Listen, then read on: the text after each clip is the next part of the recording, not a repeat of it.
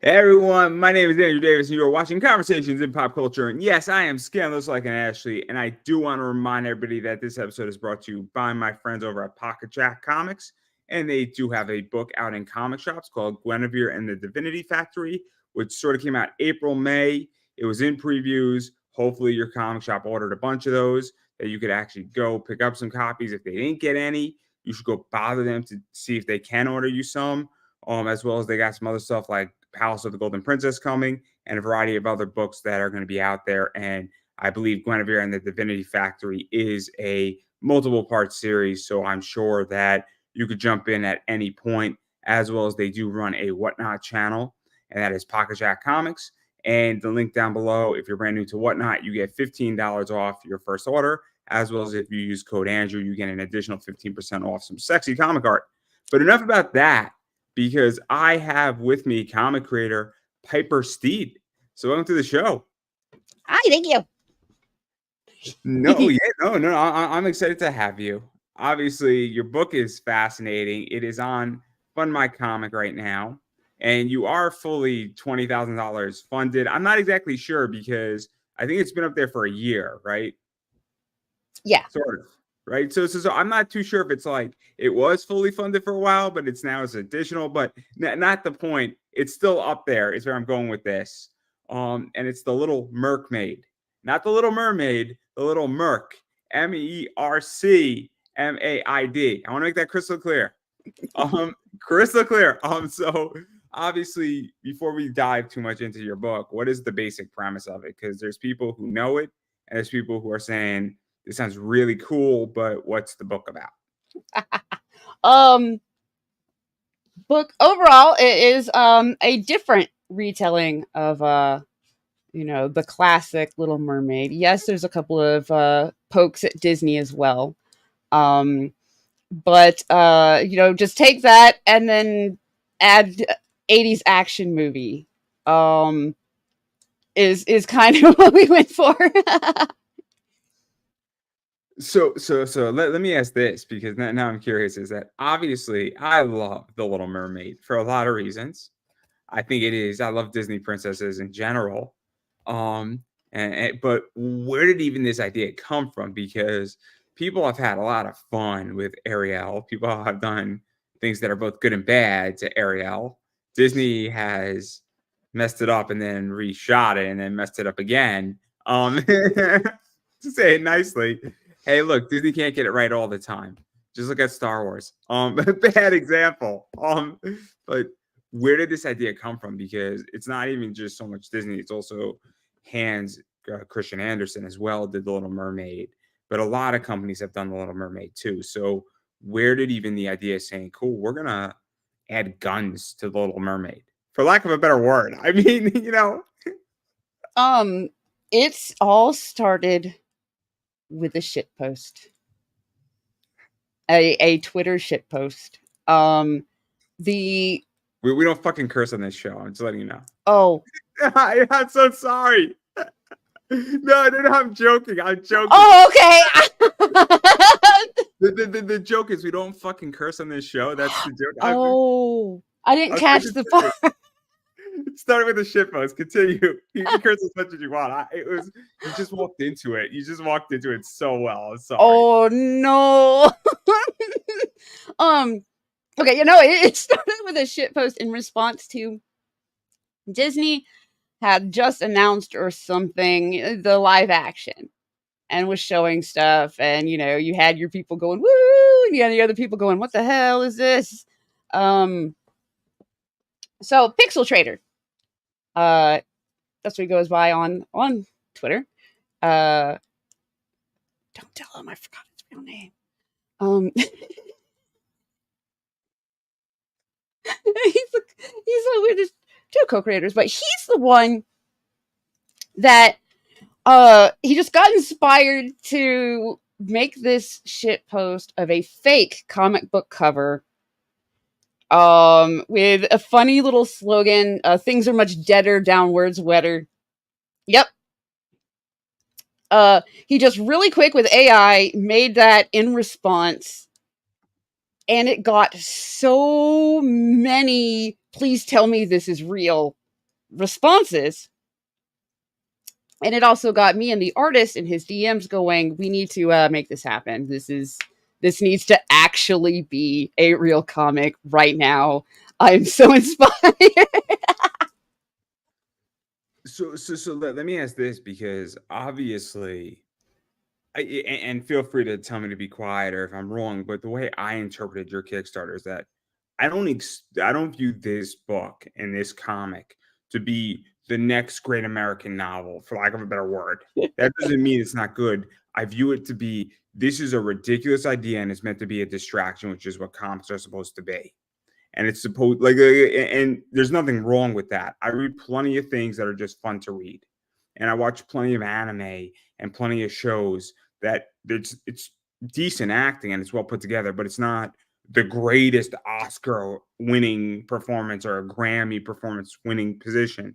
So what is that like? Because I think that there's something lacking in comics of just having a good, fun, ridiculous idea to do it relatively cheaply in comics versus making a movie out of this. So like, that's what I view your book as, is that this is meant to be like, life's hard, guys, and this is supposed to be a distraction.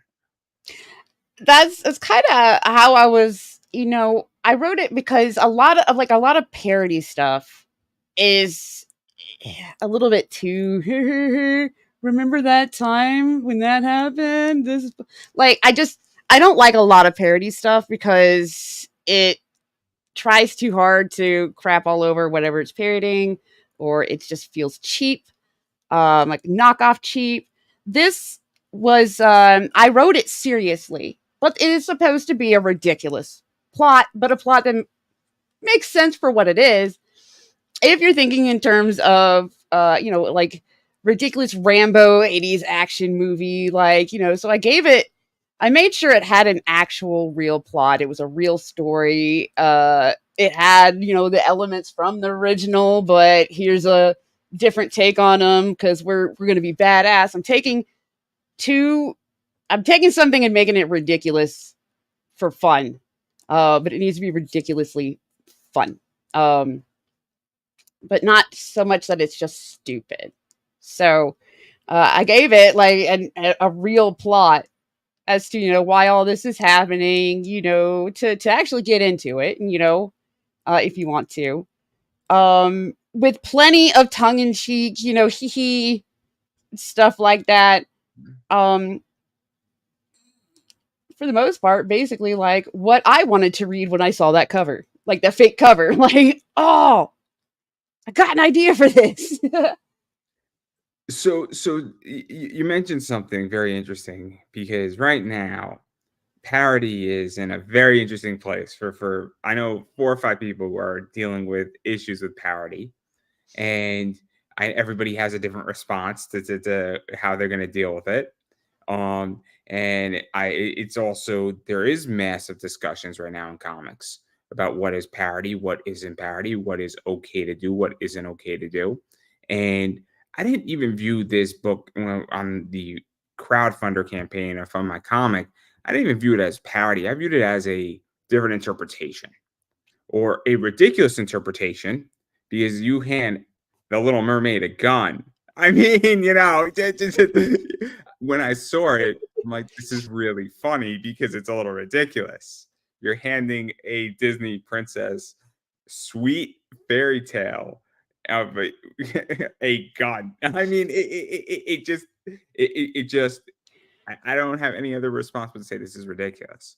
But I also view it as an interpretation now. So, but that's what's so interesting in at least I think it is that what is that like to say, cool, like navigating the waters? Because that has been a very, very third rail issue right now in comics, especially in the last 3 weeks. Yeah, I noticed. Well, I only called it parody because, you've still got, she's got red hair, so the look is a little bit. We also got Sebastian, which is obvious, who's a crab. So, he's kind of a parody of Sebastian. We didn't do Flounder, but we do have Napoleon, the starfish. um, so I call it a parody because at first, like a lot of people were comparing it to it was Winnie the Pooh. I can't remember what it was called, but somebody took Winnie the Pooh as soon as it went. Was it Nick Mueller Domain. who did Pooh Hunter or Winnie the Pooh Demon Hunter? I think that's what it was. And everybody was like, "Oh, why does everybody taking these childhood, favorites and turning them into the same thing? Demon Hunter, this, that, dark, evil stuff." And I'm like, "Well, I didn't know about that for one, and for two, I loved the Little Mermaid was my jam when I was a kid, like the original. Like I was Little Mermaid. I was so upset that my mom wouldn't let me dye my hair red at like 5 years old." um But so to me, I'm taking something I love and going, let's do something fun with it. But I did classify it as parody because we do have those little nods to how much can we poke Disney without getting in trouble with Disney. But we took more concepts, a lot more of the concepts from the original fairy tale, like, not having souls, dying and turning into sea foam. I also thought it was a good explanation as to why nobody ever finds, dead mermaids beached on the, washed up on the beach or something. Like maybe you can't find mermaids because they're good at hiding, and when they die, you don't find bodies. Like, but So, to go even further though, and dive a little bit into the story, obviously, you got the Little Mermaid, she's got her kingdom, and then a ship sunk with a bunch of weapons, and somebody wants the ship back and the weapons back, and they don't want to give it back, or they feel like to get those weapons back. I'm not exactly sure, but this means that's what it was. Winnie the Pooh, Blood and Honey. That's the one I'm talking Blood and about. Honey was great. Yeah. That was great too. I enjoyed that movie. I saw that in theaters. That was great. Was it good? Oh, it was so enjoyable. Nice. It was so enjoyable for so many good reasons. The main reason is that you're seeing it. I'm 31. All my friends are 31. So we went to go see it. We don't go to the movies intoxicated. We should have. It would have been great then too. But it was unbelievable because you're like, this is just a sick movie in so many ways, and it was brilliant. And then and we had a great time. It was worth like the $14 that I paid for it. Nice. That's my biggest thing. If I at least had fun with a movie, then I feel like I got my money's worth. Even if the movie's not what I expected or this or that, as long as I enjoyed my time sitting there or whatever, then I feel like it's okay. It's a good movie. It's all right. You're touching upon something, right? Because obviously I don't create a comic. I create this show. This show obviously is a marketing tool because a guest comes on my show, and I'm lucky because I get to speak to my childhood heroes in many ways outside of comic book stuff. And every once in a while, you get somebody who is a legendary comic person on who's been in the industry for like 40 years, and I'm like, how the hell did this happen? But when I go and buy something, I mean, I feel creators have an obligation if I buy your book that you have to entertain me. And because if I'm not entertained, I mean, you're not really fulfilling your end of the contract. That's how I feel. And so what is that like? Because talking about Blood and Honey, I was entertained with that movie massively. And I felt like, okay, they earned my money today. And I've been in plenty of movies where I'm like, it was okay.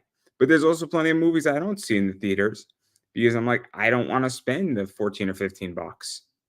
Yeah, there's a lot that I'm like, the trailers didn't grab me. I don't want to take a chance on this with how much movie tickets cost now. Way back in the day, dude, I go from like theater hop, let's go watch this. Let's check this out. Let's check that out. Because they were cheap. You get out of one movie, go get a ticket, get another movie. And now it's like an investment. Like, okay, I'm planning my day around this $20 movie. It better be good. But I've had plenty of movies where, I'd come out and, my friends and I would discuss the movie and what we did and didn't like, especially like comic book movies. come out going, I really hate how they did that with this, or how they changed this plot line. Why is he a she, or whatever it happens to be. You sit there and discuss, because that's what we do, man. We discuss the comic plots. My favorite hero could beat up your favorite hero. I don't even it, see those. I haven't seen a comic movie in like 5 years. I haven't really since Endgame. I haven't really, just none of the trailers have interested me enough. But there's plenty that I went into that everyone's like, oh yeah, that movie sucked. I think there was like an Ant-Man where they're like, that movie sucked and this and that. And I'm like, you know what? I went in there not even really liking Ant-Man, and I was entertained. And I'm like, so I get it when people that don't read the comics at all love these movies, because they're not thinking, oh my goodness, that plot See, line was so good in the comics. Why did they ruin it? They're not thinking that. it's interesting because I'm a macroeconomics guy. And so I love macroeconomics. I love money. I love talking about money. It's my favorite thing to talk about. I love talking about the United States economy too, Oh and goodness. where we're going. But I have a theory, right? Marvel the Marvel movies and the cinematic universe and comics in general are tied to the United States bull market. Hmm. So we look at when Iron Man came out, that was 2007, 2008. And then the economy fell apart, but by 2010, the United States economy was fine. So relatively, the United States economy was on a 12-year bull run, give or take, up to 2020. And when did all this stuff start being rough in comics happen? In 2020. And it hasn't recovered, and neither have the movies and a variety of other things. And so when the United States economy is back on track, it is expected that Marvel in particular and a bunch of comic stuff will also get back on track because they are correlated assets. They're So you not think that they'll they're start being entertaining again? Because now they're not even getting the normies interested. they I think they'll be entertaining again. I think they'll also get people in because people will have more discretionary income. And then So they'll be more willing to take a chance on a movie they're not 100% that sure they're hyped for. it's that, and it's also the idea that if you only have 50% coming back in, you can only expect so much growth. But if you have another 500,000 people who see that movie, that means that even if half of them hate it, that's 250,000 people who That are took a now chance intrigued to in comics. And then that trickles down into everything else. Because make what winds sense. up happening is somebody buys a t-shirt, somebody buys a Pop Funko, somebody buys a lunchbox, somebody buys a poster, and then all of a sudden, out of that, it subjugates downward into them buying comics, which will increase sales. And then that's how you get into indie comics. So actually, everybody in indie should be rooting for Marvel and the Marvel Cinematic Universe. It benefits every creator in indie comics to root for Marvel's Cinematic Universe. It is crystal clear to me. I mean, Oh no, it makes logical sense, but I'm like, but I just can't when they freaking, and if they would stop promoting their movies with don't watch it if you're a this or that or this, if you don't want to watch it, you're a phobe or whatever. Like if they would stop that marketing tactic, then maybe they would be doing better. pay attention to that. I just look at numbers, right? Because if you have 50 million people in America watching a Marvel movie, and then all of a sudden, because of where we are right now in the economy, that's down to 25 million, money is going to be lessened. So I just look at the numbers, right? So Yeah. when you have more money, the numbers increase. And when there's more liquidity and there's less burn on inflation or adjustment period to inflation, that's where this goes. So I know for a fact that the whole comic world is going to turn around. It's just, is it going to turn around in the next 8 months, or is it going to be another 2 years? Well, back when they were on the upswing, their movies were also good at that time. That could also be true, or it could be that we were less critical because people had more money. Well, we were still, as far as I know, the fans that were already fans of the comics, they were critical as hell, but the movies were still good. Like they were still entertaining. This is And a far then cry from your book, though. This is a far cry from your book. that's true. We're like on a mega tangent, but it's still fun to like talk shop. It's fun to talk this kind of stuff. Because nobody does it. Nobody does it in comics. It's the same issue that I have right now where we talk about, I don't want to name names, but I know like 5 shows that say, we're going to talk the making of indie books and all things indie comics. And I'm like, all you guys do is talk story. Nobody talks about fulfillment. Nobody talks about how you market your book. Nobody talks about how you get on podcasts. Nobody talks about, hey, how do you just take off Thursday? And it sounds weird, but like I don't create a book. I have no desire to. I sell a lot of comics and I sell a lot of baseball cards, and I'm getting into selling autograph merch. Woo. Like that's what I do on as my side hustle, and I have a day job, but I have no desire to write a comic. It seems really hard. It just seems really hard because I'll ask this, right? I'm presuming you're the writer, you're the art director to some degree. You are the coordinator. I mean, I don't tell me if you don't do one of these jobs, just tell me to be quiet. Pixel's doing the coordinating on this one. What'd you say? Pixel's doing the coordinating on this one. So he's like the coordinator. He's the merch guy and the marketing guy. Lucky for me, he's the numbers guy because I hate that part. Right? But yeah. Most people, most writers are the art director. They're coordinating the whole project. They're reaching out to the cover people. Their money might be kicked into this and pumped into this. And so all of a sudden, this is really, really hard. And it takes a lot of money to do it. And so like, I have no desire to write a comic because I'm like, do I put in $3,000 of my own money, get this thing off? Or is there a better use of my $3,000 that may give me more enjoyment? And this is the dilemma I have because I'm a macroeconomic guy and I like numbers, and I would rather buy a baseball card and then sell that baseball card within 4 months or 3 weeks or whatever it takes. And then I get my money back and then some. But I didn't have to do much work. I'm definitely in the opposite mindset where I'm just like, I want to do what I need to do to get a story in front of people for them to read. This idea I have, I want people to read it. I want to see if they think it's as cool as I do, like, which is a gamble, honestly. Well, I mean, I gamble on merch, but my whole theory is that I'm just trying to make some money, and then I deleverage out into safe investments that pay me monthly dividends. And then I just repeat this out because I get a thrill from finding shit that people don't know they need, and then they need it. I got you.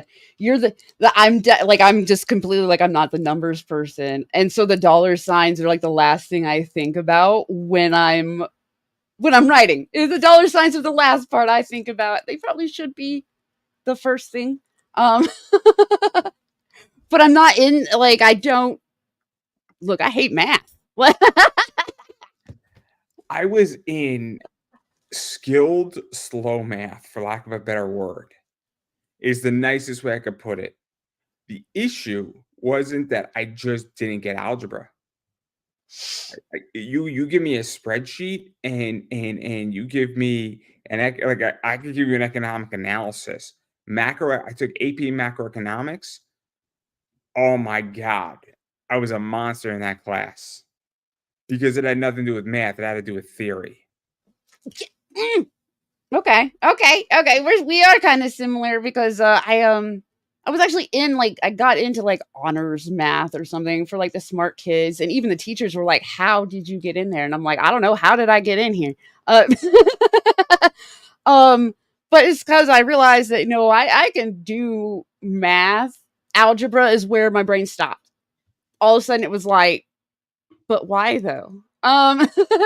But up to that point, good at math, even better when so my math class and my science class, say in high school or something, could technically be teaching the same math, and I could be doing crappy in the math class and doing amazing in the science class because the science class was like, here's why you're figuring this out and what you're figuring out for, whereas math class is like, here's this problem. Science is like, okay, here's what we want to figure out, and and I'm like, I don't know, this The same math made sense in science class, but not in math class. Oh man. Oh man. Just I was good in earth science. I was good in biology. I Mm, was I didn't take physics. I quit before that. And then mm. chemistry, I barely passed chemistry. I just didn't get chemistry. And Chemistry had a lot of math, but that was where I was like, oh, this math is easy in chemistry class, but I had a friend who was in like honors chemistry. He did all my chemistry homework and I did all of his social studies homework.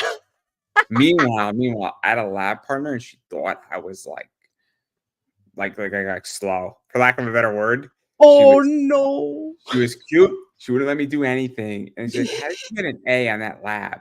And I got a B plus. And I'm like, I don't know. And I just quietly pled the fifth. I quietly pled the fifth. Just to realize that I had one of my best friends do all my chem homework. He's like, yeah, dude, I know the answers to all this stuff anyway. And we're like 5 weeks ahead of you. So just copy my answers, man. And it was great. And then I Dang. did social studies homework. It was amazing. It was amazing. That was the trade-off. But we are a far cry from your book. I do want Oh, to we are. but it's important how people think here. But what is this like though? Because talking about gambling and taking a risk with this, I mean, you are doing a concept that could go either way. When you give guns and weapons, and you make the Little Mermaid, and you make Sebastian a killer crab, and you know, it could be like this is great and this is awesome, but it could also be like it misses, right? So what is that like to even kind of be in that space? Because I think it makes you stop. I think it is the first emotion that comes out of your book is saying, okay, what's this? Right. But like, what is that like when you're even creating something and throwing it out there? Because I've never created something with real capital risk on a creative front. That's honestly a lot of why I haven't branched off yet to just do my own solo book. That's not like a group effort with the artist or with at least one other person is because I'm too chicken. Because then that is a lot on my shoulders. And I'm like, I'd rather just I'd rather just write the story and get it out there. So all my books have been like, I've been a co-effort with at least one other person. This one's a 3-person team. Um, this one was a lot of fun though, because it was basically like all three of us giggling and like, sitting there like, hey, wouldn't it be great if, oh, let's do this. So let me ask you this though, because this is actually interesting. So I know people don't. Some people have co-writers on books, and I know that that's an interesting process. But what is that like? Because I think people in comics. I mean, you've read a bunch of comics, right? I'm taking an assumption here, right? And Yeah. tell me if I'm wrong. I'm sure you've read books where why was an editor on this book? This book is perfect, and this book didn't need an editor, or the person they didn't need an editor on the book, but they had one anyway. And you've probably read books where you're like, this book has a great concept and the art's beautiful, but there's problems, and if they had an editor, there you go. And then sometimes you just need a spelling editor, right?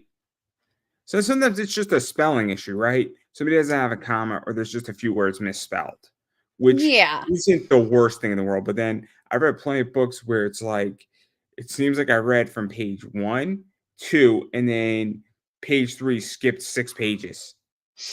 And you're like, what just happened here? And great. Like, I've read plenty of those, and I've read plenty of comics where I'm like, this is a novel. This is not a comic book. So, but what is that like? Because I would imagine that there's checks when you're writing and creating and building something out with your team and the group you're in. That it's like, oh wait, this doesn't make sense. Um, I can relate because when I'm not writing my own comics, I edit other people's comics. Most of the time when I'm reading a comic, though, I'm reading the finished product. So I couldn't say for sure if they needed an editor or not, because the finished product could be, this is what we got when an editor was involved. So I couldn't tell from like the end product, oh, this was so good, they didn't need one. It could be the fact that they had one is why it's so good. Usually when they don't have an editor and it's a piece, it's not. I don't want to say it's a piece of shit because that's mean, but it's not But good. yeah, if one comes out where I'm like, again, like you said, a cool concept, the execution is oof. The first thing I do is check and see if it had it. Even worse because when issue 1 is bad, but then issues 2 through 5 are fantastic. That's also complicated too, and Sad they because issue 1 will lose the potential audience for the rest of them. I've read books where issue 1 was a disaster, but then the other 2 through 5 were great, and there was no editor involved. It just so happens that the first issue was the problem issue where you just had to get in to it, and there was no other way how to do it. They probably took feedback from the first issue, which the editor would have given them before they released the issue, but instead they got it after they released the issue from the people that read it, and that'll help too with all the other ones, fix the kinks that oh, okay, they didn't like how this works, so let's not do that. I've read a lot of books, and it's just I'm bad because if anything's wrong, it like won't leave me alone. Like I can't not notice. I'm not an editor. If somebody asks for my feedback, I will tell you my feedback. And I'm not going to tell you, oh, your book sucked. That's not feedback. That's just telling you. Yeah, no. Yeah. That's just saying your book where I get the character was a bitch. I didn't need 22 pages of that. I needed 4. That's real feedback saying, yeah, I get it. If you gave me 8 of that, but then we got the rest of the story, I would have said, okay, we're going a little bit with a slow burn, but 22 pages of this character being a bitch, I don't need that. Yeah. Yeah, and that is good feedback. Is a lot of what especially editing comics, a lot of what I found myself saying was this right here could have been told in 3 panels instead of 3 pages. I had a professor, very, very famous individual, Paul Levitz. So Paul Levitz was a professor of mine, and he explained to me, show, don't tell. Mm-hmm. And that's comics in a nutshell.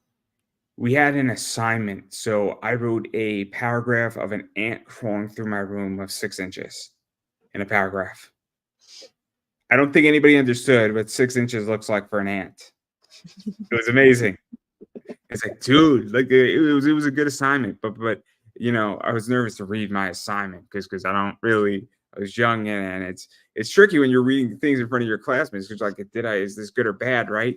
And I'm in a room with a bunch of writers and I'm just taking it because I knew who he was. And so that was my position is that, but he said, show, don't tell. So, but I'm just curious your view on that working in a group, because I would imagine that it probably is a lot more helpful than not. Like I said, like from this group thing, I am really bad about if the artist doesn't draw the panel the way I wrote the panel, I do not let them get away with it usually. I'm usually like, it says this for a reason, you know, do this. This book, because Eric is not just being hired on for a page rate, he's one of the co-creators. I have been doing my best not to look at the pages until the art is finished and the colors are finished so that I don't nitpick it to death, because yes, I wrote the script. I know that the words are going to go in there, you know, the way I wrote them. I know that the overall, like, what needs to happen in the panel should happen, but it's his baby too. He's not getting up, you know, I didn't hire him to do this script. This, you know, it's everybody's baby. It's everybody's project. And it is killing me so bad, like going in suspense, because I am so nitpicky about the art needs to do what I said it needs to do.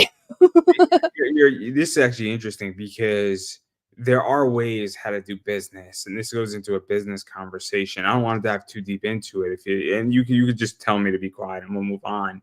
But there's a difference when you hire somebody for a page rate where there's no ownership in there. There could be benchmarks, there could be bonuses, there could be saying, hey, look, we'll take care of it on the back end.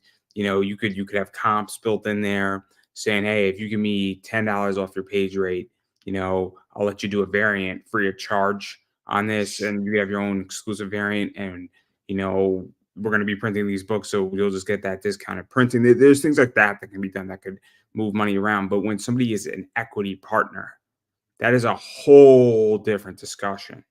And there's nothing wrong, equity versus page rates versus whatever. I've had equity deals. I've had merch exchange deals. I ran a Kickstarter with a friend of mine who's a cosplayer, and he wanted merch instead of being paid. So the Kickstarter, he took half the metal cards, and now he's at conventions and he sells those metal cards for $10. When you have 120 divided by 58, that's $580 of merch that he has that no other cosplayer has a metal card. I mean, they probably do now, but not the point at the time. So he's selling for 10 to 12 bucks at a con, and it's easy because a metal card is legitly weighs like 4 ounces for like 58 of them. So literally he throws it into his backpack at a con, and it's worth $580. So it's a good exchange for him. It's a great exchange for me because I didn't have to pay him, and it helped. So among indies, a lot of us have exchanged work for work. You have a skill set, I have my skill set. I'll use mine on your project if you use yours on mine. And we've traded work for work sometimes. I've exchanged ads for free comics and free stuff all the time. And of course, I factor in what I charge for an ad. I also factor in how much capital I have, in particular that position, because if I have $500 worth of bills for my show due, I'm not so interested in your merch at the moment. But if I'm relatively okay and you have something that I'm interested in, absolutely, it's on the table. But again, I have to be interested in it. But getting back to I guess the question is that when somebody owns equity, they have an equal stake in the project. And I think that's really, really interesting, is that that's a very different beast, I would imagine. And maybe I'm wrong here, but you can't fire your equity partner. I mean, you could buy them out, technically, but you can't fire them. And so what is that like? Because that's also a very different working relationship. I'm sorry. I'm thinking about my first team book experience was so bad. It was so bad. You can't fire somebody, you have to get along. Yeah. No, but that's part of it too. Is part of us getting along is me remembering that, all three of us are creatives, all three of us have ideas, and this is our comic. So we need to, as a group, yes this, no that, yes this, no that. When I was writing, the group, we were full of throwing all sorts of ideas out there. So I got to kind of be the one to go, I can work this, and this into the story. I can't work that and that into this story, especially within this page limit, this and that. So we need to pick and choose which direction we're going, which things are facts, and which stuff is just, maybe would be funny to say on a stream as deep lore, that kind of stuff.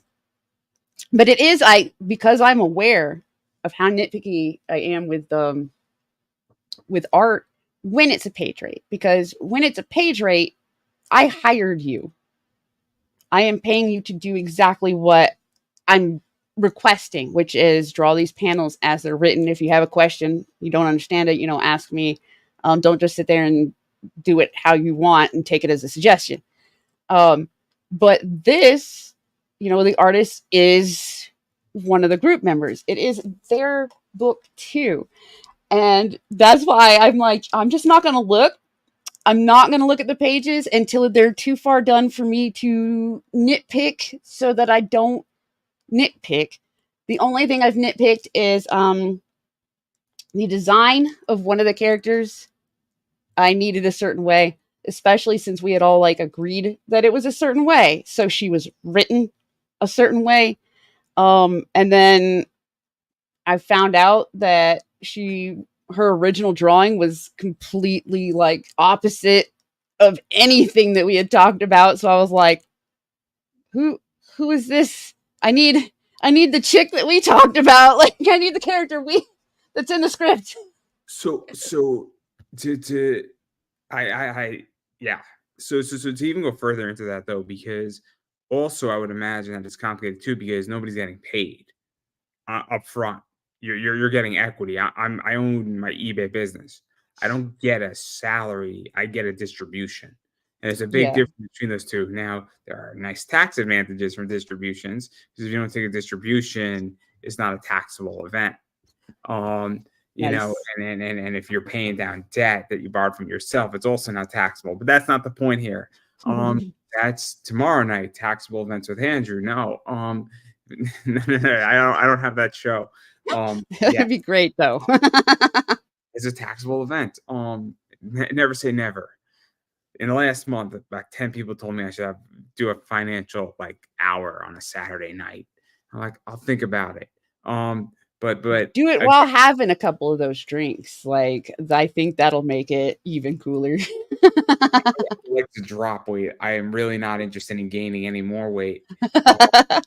I am a 31-year-old man. I would like to see 40. But the point that I'm getting at here is that that's also a very different position. I think when you know that you're either going to get a distribution or profits from when this thing does crowdfund, or you sell books when you're just running them off of a print press, for lack of a better word.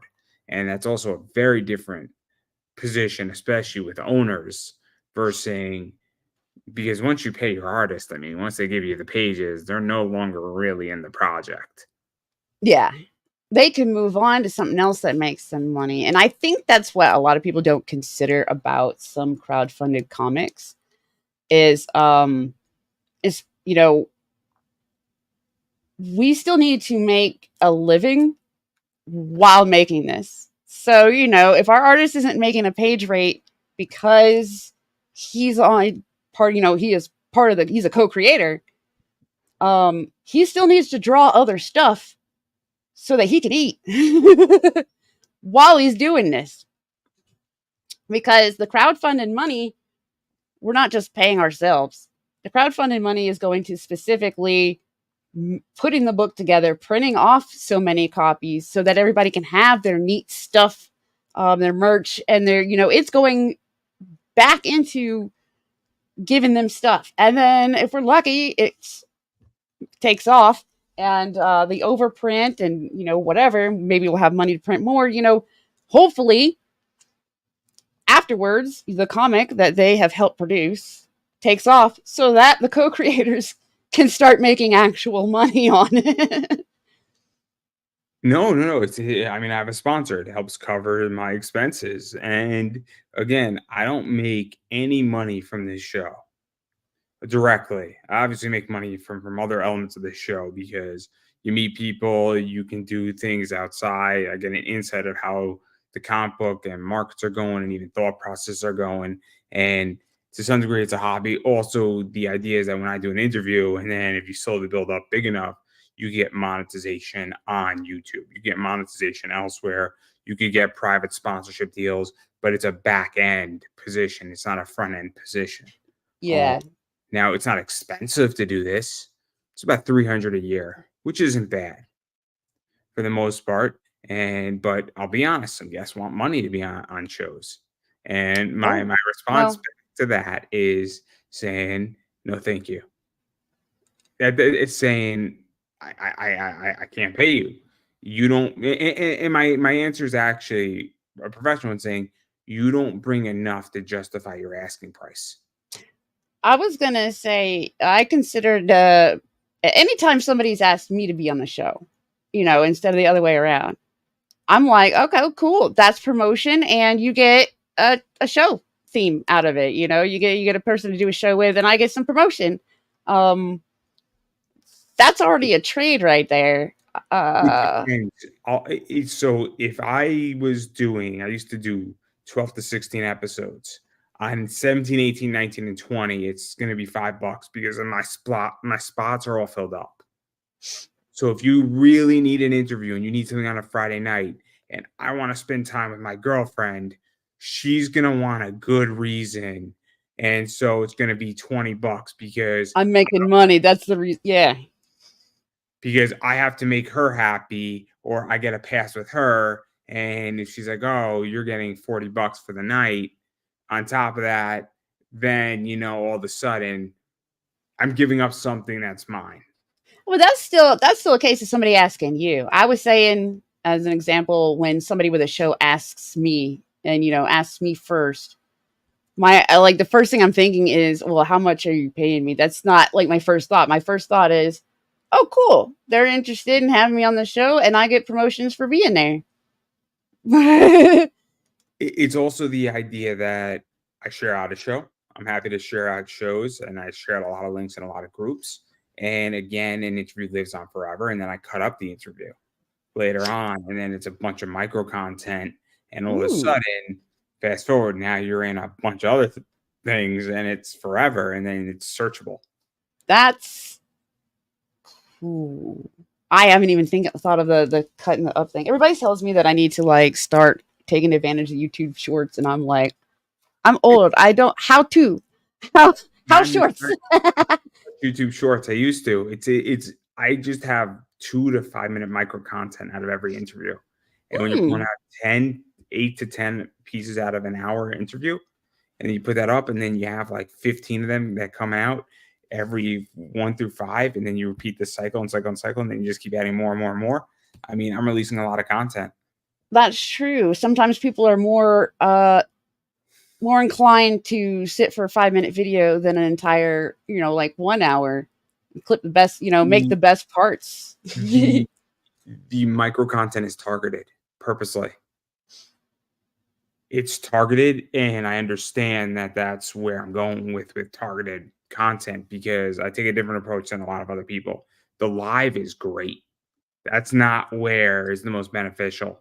YouTube is a gigantic search engine library, in my view. The way that people make money and get discovered on YouTube is not by doing a live video. That's really not where it's at. It's the clippable components of it because and having a lot of that. It's a Netflix, Yeah. Peacock, Disney approach. Theoretically, if people want to make a lot of money in comics, you want to make your comics $1 digitally, and you want 150 of those comics because, or you want basically to get a pay to read position so that every time somebody reads a page of yours, you get a penny. But you want a lot of content. That's really how you make a lot of money in comics. Now, how does that work? And what type of systems have to be developed for that? That's a whole different discussion. It's the problem that global comics has right now. I was going to say there are a lot of different directions that people are trying to go, trying to perfect it. It just hasn't been perfected yet. I The, do the, like that idea though, because then if you still want print, that's when you should already have some money to go into printing a volume of those little. the future is the following: is that I'm 31, the generation behind me and the generation behind them basically wants to click an app, have all their content there, have their content for free, and just wants ads in their content. And so I tried doing the paid thing. It didn't work. I'm now doing the free thing with ads, but also being selective. And so moving forward, I tried the other way. And the next generation legitimately wants to be able to turn on YouTube and watch me for free. And if every 15 minutes I had ads during the show, they would have no problem with it because they're used to free content. So what really needs to happen is that if you want to sell digital comics, every 3 pages you have an ad, but that ad is a digital ad that can constantly be curated and sold depending on the popularity of the book. Yeah. and it's not that hard. The real question then becomes that how do you drive traffic to that site? But reading it for me would be free because the money would be Make generated sure on it's a really good read. The better your story and stuff. If you build it well, they will come. if all of a sudden somebody has a comic book that has 150,000 readers, those ad rates in that book are going to be higher than somebody who has only 5,000 readers. And so and so if you have a good product, it's kind of like if you have the most popular show on Peacock, the ads that, I'm trying to think of a drug that's not going to get us in trouble. OPEC or Opesi or whatever it is, or Jardians, whatever it is. I don't ask how I know all this stuff. I'm watching a lot of sports right now. Every other commercial is a drug commercial. Oh, So dang. there you go. And then, but yeah, that's my point. So I have the answer here, but nobody ever asks me. Oh my God, I would love to do that. It's not even that hard. They legitimately could do it if they wanted to. I'm actually considering that for when I get brave enough to strike out is to skip the print/crowdfunding thing and just do a thing digitally. And if people really like that story, then run with it and go, okay, well, do you want like a book of it?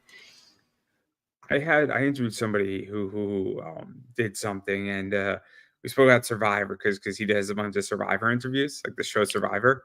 Gordon Holmes, Oh, and we spoke about Boston Rob because Boston Rob was on Deal or No Deal Island, and we spoke about Survivor, and he's like interviewed all these people in Survivor, like before and during, and he's been out there a bunch of times, and then he did a comic book, but the interview was his comic book was okay, right? But it was only digital, right? I think he drew it himself, and it wasn't a bad book, but it's not the cream of the crop book, right? It's your first book out, but it was only a digital release, right? So that's what was great about it is that it was only digital. He drew it himself. It was black and white, but it was fun to talk about the concept of it. And so if all of a sudden that 50,000 people thought that digital book said, this is the greatest book ever, you go to print. But he knows that he's probably not going to go to print. But does he have a comic book out there? Yeah, and you could really test the market. that's kind of what I don't do. I draw.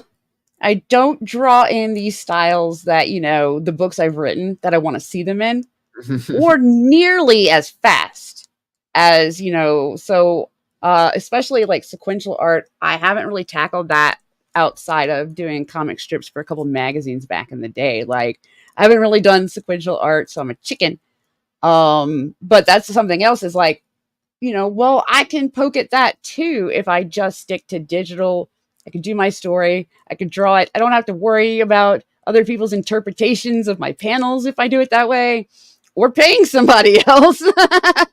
I just have to worry about me. So you could sell it for like $1, theoretically, or you could do it for free, and then you could figure out the ad side of that. Where all of a sudden you speak to a bunch of people and somebody wants their ad up there for $500, every 3 pages, there you go. I mean, it's not hard. Obviously when I do my live read for Preston, which is Pocket Jack, that ad stays up indefinitely.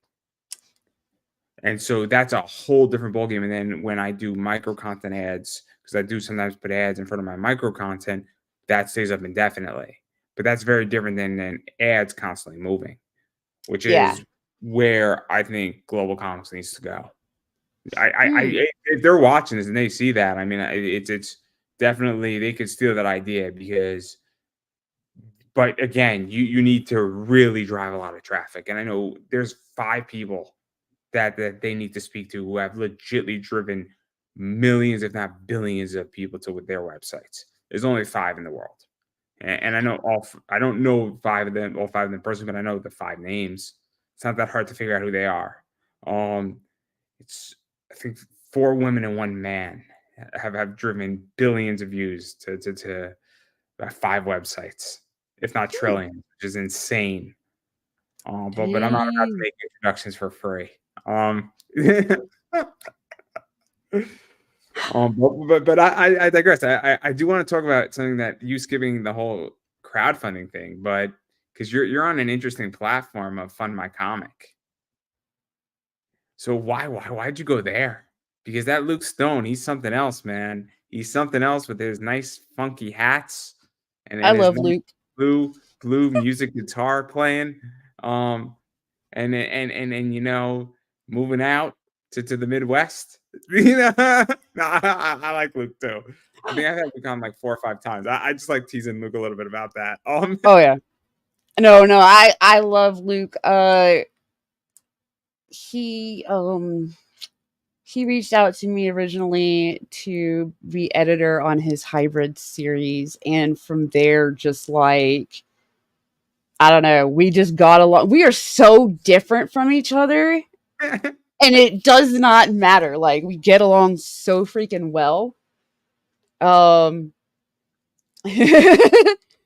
I had Luke on talking about Fund My Comic, and I asked him some good questions on it. One of the questions I asked him that I thought was relevant is that on Kickstarter right now you could run like 15 projects all at once if you're in good standing, which is good standing. I think on Fund My Comic you can only run two. If both of them are not fulfilled, you can't run a third one, yeah, which I kind of like that to some degree. Now, if one of them is not fulfilled, but the other one is, you could run your second one. yeah. But that doesn't answer the question. Sorry for cutting you off. But Oh, why'd you come to Fund My Comic? Because there's Zoop, there's Indiegogo, there's Crowdfunder, which I think still exists. There's obviously Kickstarter. If I didn't mention Kickstarter already, there's Fund My Comic, and then there's also doing it yourself, and then there's a bunch of other ways that you can do it. Also, you could just set up your own ClickFunnels if you really wanted to. I'm not tech savvy enough to do half of those things, but no, I went there because Luke, and because I got to, uh, the creation process, like, him talking about it, learning this and that. He takes everybody's input. So basically, he was, you know, looking at all the complaints that anybody might, comic wise specifically, any comic creator might have about any of these other platforms, and going, okay, well, how can we do that better, or this or that, but also the backers, complaints that backers would have. One of them being, so and so's got a million freaking crowdfunders going and has fulfilled none of them. I think that's messed up. Luke and a lot of us were like, I agree. We need to, just as much as we need to make a place more accommodating, or as accommodating as possible for comic creators, needed to make a place that was, more accommodating to the backers, to the point, where backers felt way more secure and better about backing projects and this and that too. Prior to that, I was using Indiegogo. Rift Riders might still be on there. Rift Riders is the co-creation with Luke, and it was actually on Indiegogo, and then he started making Fund My Comic, and I believe that is why Rift Riders 2 still isn't out. It's because he's busy. Let's actually talk about this a little bit, because there's a lot of stuff with Fund My Comic where it's obviously a lower processing fee. You guys, creators, get more money, I guess, because Kickstarter takes what, 10%? I think I can't remember, but yeah, a lot. that sounds about right. If it's 8% or 10%, it's significant more. But also Kickstarter is also not comic specific. I think Fund My Comic is definitely comic specific. I think there are a few exceptions. So if there's a card game that is somewhat comic position wise, there was just a Kickstarter that may or may not be okay for Luke to put up if they wanted to do it Oshi Push, which has got an anime comic vibe to it. There might be a few exceptions, I would imagine, but you're not going to see a camera tripod on Fund My Comic being Yeah. Nothing wrong with the tripod being funded, guys. That's not the problem. It's just that that's not the place for it. So what is that like too? Because when you have a bunch of, I guess, things on one platform that's specific, I come on to Fund My Comic, I expect comics. I don't have to go through 1,500 other things on that platform. Not that there's anything that could be good or bad though, but that's also something that's really interesting about Fun My Comics, that it is very industry specific. That's another thing I liked about it is, if you're looking for new indies to get into, bam, there is a site right there. Yeah, it's got card games and some tabletop games, but essentially, the same nerd sphere, very book heavy. I think there's actual books on there too. I'm not sure. But yeah, it's so that you're not competing for attention. You're not competing for attention with a bunch of unrelated stuff, random tech gadgets, what have you. People go into that site, know they're wanting to look for comics, indie comics to back or buy, because you could just have a storefront there too. So indie comics to buy. And then even going further, I mean, obviously, the latest thing that happened on Kickstarter was the whole not safe for work thing with Stripe too. And I don't know the answer to that, because I don't know if there's even guidelines for that at the moment. And that's a complicated issue with the creator who had his thing, and then what could be okay, what can't be okay. So what is, because that's also a problem. I don't even know what Fund My Comic uses as a process server. I think it's Stripe. But like that's a big problem too, is that who's to say that because that's also the latest thing right now with comics, is that what is even allowed on a book. And I don't want to say corporate overlords, but censorship, or the threat of censorship, might be a good way to put it.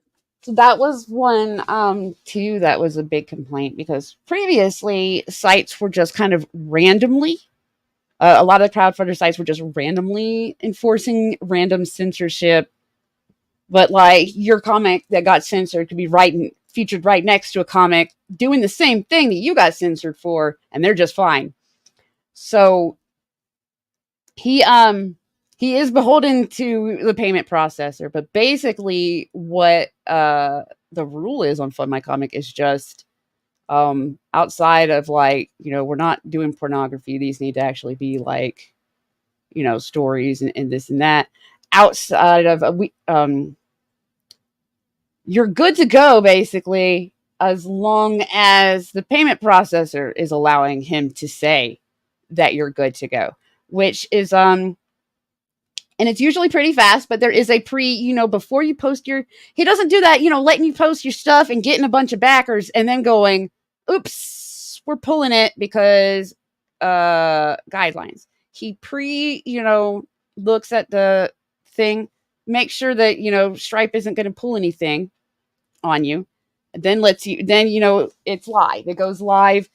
He checks to make sure that Stripe isn't going to wait till the campaign's over and then refuse to process it or something like that. I mean, it's tricky because at this point, I mean, there's no guidelines with this, and it's a real concern, I think, because I mean, I'll be honest, not safe for work covers sell. A lot of campaigns, in my opinion, are doing the numbers they're doing because they have a lot of not safe for work covers. And there's nothing wrong with that. If somebody wants to buy something, I'm not one to say you can't buy something. Is another person wants to willingly sell it if it's not going to cause me harm. Yeah, You know, his policy is he's okay. He is okay with those for that reason. He knows they sell cheesecake, sometimes beefcake. The most I've seen is maybe make funny little temporary censor things over like very specific parts, make cute little, whatever. I get it. No. I was just curious how you feel, because that's a really big issue, and it's not just a Fund My Comic issue. It's an issue on Indiegogo. It's an issue on Kickstarter. It's an issue on Soup. It's a collective issue in comics, and also we're talking about an issue that's 3 weeks old. This didn't exist 3 weeks ago. This problem. My overall opinion is guidelines need to be clear. They can't be just randomly, enforced. They need to be very clear, enforced, evenly across the board. And And if it's just like, again, if it's not straight up pornography, it's a cheesecake, kind of stuff or whatever. I mean, I have a theory on what actually happened on Kickstarter, and my theory is not the one anybody wants to hear. Oh, My theory is the following, and I have a reason why I think this way. I just think that they just randomly picked somebody, and somebody had to get caught. They checked off the box. They needed to suffice, and somebody needed to suffice their boss or the trust and safety committee. And it just so happens that person was that person, and they were the scapegoat, and they got fucked over. That's what yeah. I think happened. That's legitimately what I think happened. Because Well, it needs to be enforced evenly, or everybody else is going to be really confused all the time about what is and is not. and then what happens is that it'll be 1 out of every 200. You gotta suffice your boss. You get fucked over. I'm sorry, but then the other 199, you get to go free, and you get to do what you want. And then that just confuses everybody. Am I going to be the random stop? But this happens on eBay all the time. It happens to me. It happens to some of my friends who sell on eBay, and we're like, "There's no nudity in this book, eBay." And then I'm like, "Guys, legitly look at the book. There is nothing wrong with this book, and it is a random. We took down your listing." And then I put up a topless cover. They're like, "Totally fine, man. Go have at it. Go have at it." And then I'm like, the infuriating part right there is, and I'm confused. I'm confused. And then I put up something else, and I put up a baseball card. They're like, "Took down your listing." I'm like, "Why?" It's a baseball card of Aaron Judge. And I'm like, I swear to God, sometimes, and then he was like, "Oh man, we just made a bad call on that one." And they put up my listing back up for me, but not the point.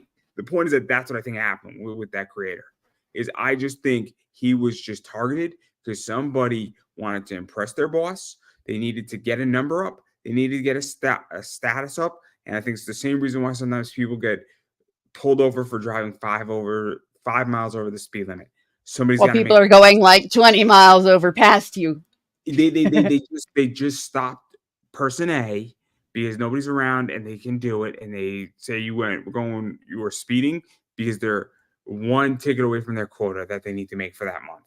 And you just happen to be in the wrong place at the wrong time. And they might even run and say, "Look, this guy hasn't gotten a ticket in 4 years, so we're not going to torture him. We're going to go after him because he hasn't gotten a ticket in 4 years, and it's not going to hurt him in the long run. Because I need to make my quota." And that's what I really think happened with that. And I understand that my opinion is what I think, but I also think I don't think it's so outrageous. No, I mean, it would explain what it looks like, like how come it's not enforced over here, but dude next to them, it was. Again, the reason why people are not going to be happy with this is that it's random. And it's there's only one way this goes, and it's only bad. There's no silver lining in my theory on this one. But I also think it's the simplest explanation. I absolutely think it's the simplest explanation because I don't see anything else that suggests otherwise. Yeah. Yeah, and that's exactly like I said, Luke's been pretty clear, at least on where his enforcement is just, if Stripe's not going to let me, then I'm not going to let you go live until you do whatever it is that'll let Stripe let you use Stripe.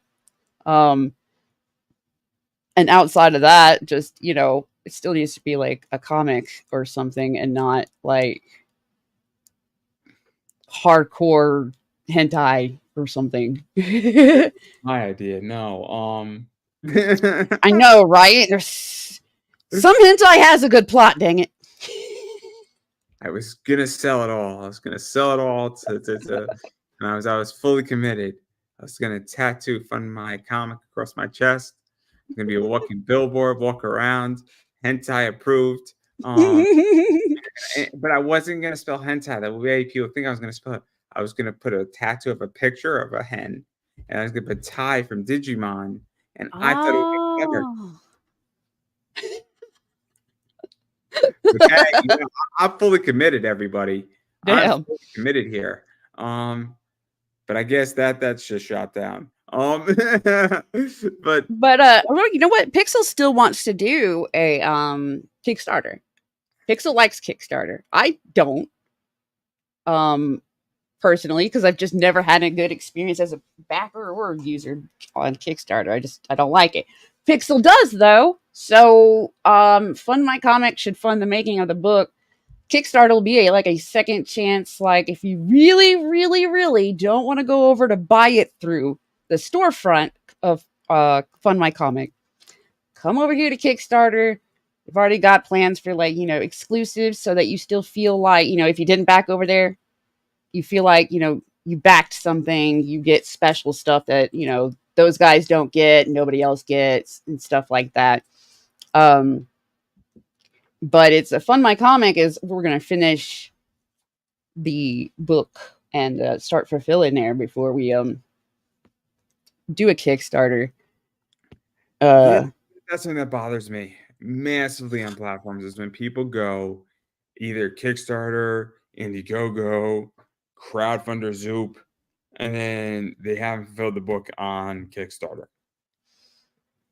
Yeah, the logic is, well, just some audiences are just there specifically. Like, I guess some people just like getting their indie comic crowdfunding comics through Kickstarter and nowhere else. And I'm like, I get it, but that's my issue is that if you're on platform A and then immediately when that campaign ends, you go to Kickstarter and I still don't have my book, I kind of feel like you're double dipping without any progress. Oh no, I don't like it if they jump to the other without finishing fulfilling the first one. Like that's my issue. And I mean it because I feel like I get it that you're trying to get a massive print number and figure it out. I get it from a business level, but I also feel like saying that, great, you got another 30 days here, and you got another 30 days there. We're looking at 120 days, and then you're gonna put in your print order numbers? Like, oh yeah, no. that bothers me. That bothers I don't me. think that's how he's gonna do it. I think we're fulfilling Fund My Comic. It's just we want the book itself to, be at that state before even creating a pet peeves. We'll leave it at that. I have big ones, and that's a big pet peeve of mine. That's a really big pet peeve of mine is when people jump from platform to platform because they're trying to figure out how to get a bigger print run number so it becomes cheaper. But why do I have to wait for your economic benefit without getting any benefit of that? Yeah. So if I get a benefit from it, that's fine. But when I don't get the benefit from it and you're keeping me waiting, that's just messed up. Yeah. No, if it's already like everything is ready to go and print and send and all that stuff, do that first. I don't like either where it's available other places cheaper, like the regular version. Now I get it. Like my big thing is for crowdfunding, incentivize, the crowdfunding by, backers get special stuff that nobody else gets that shows that, they were there on the ground floor. They made this book happen. When you go to sell it anywhere else, don't give that stuff to everybody that's coming and buying it for sale price and this and that. Don't give them the same stuff. But so I'll give an example. I just backed the card game. In the Kickstarter boxes, there's these things called God packs. There's 4 God packs in each massive booster pack. So 99, 24 packs. So there's 20 regulars, and then there's 4 super God packs that have higher pull rates. When that game comes to fruition, maybe 1 out of every 12 boxes will have a God pack in there. But most of those booster boxes that are in retail will not have a God pack.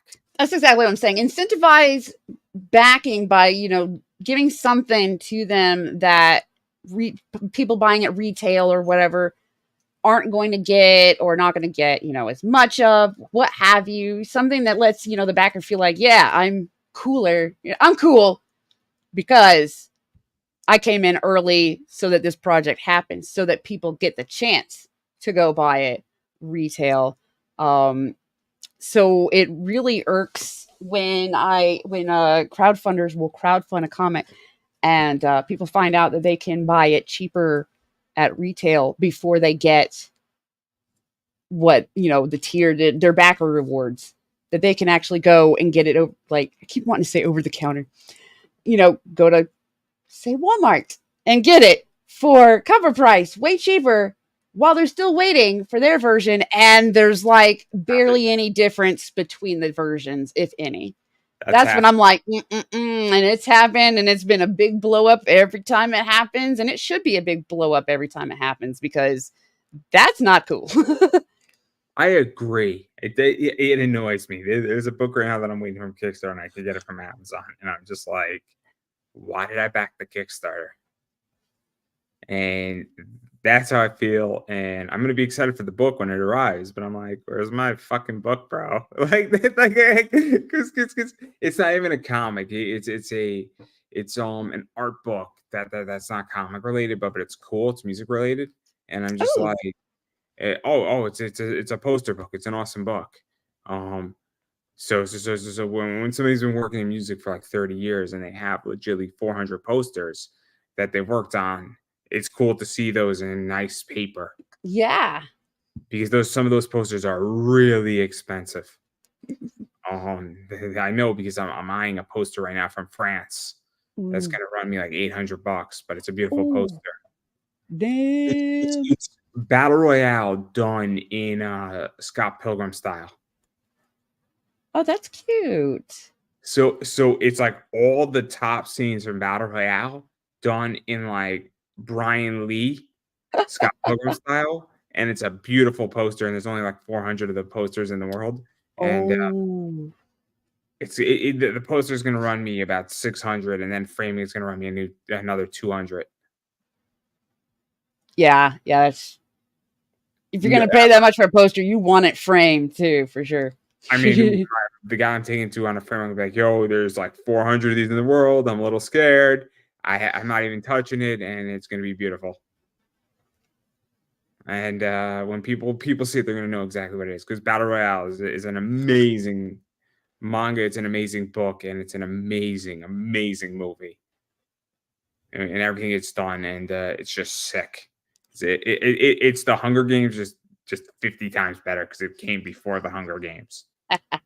Battle Royale is a Clockwork Orange meets Lord of the Flies. It is a wild story. And then the sequel, and then the book after that, it's even crazier. Oh shoot!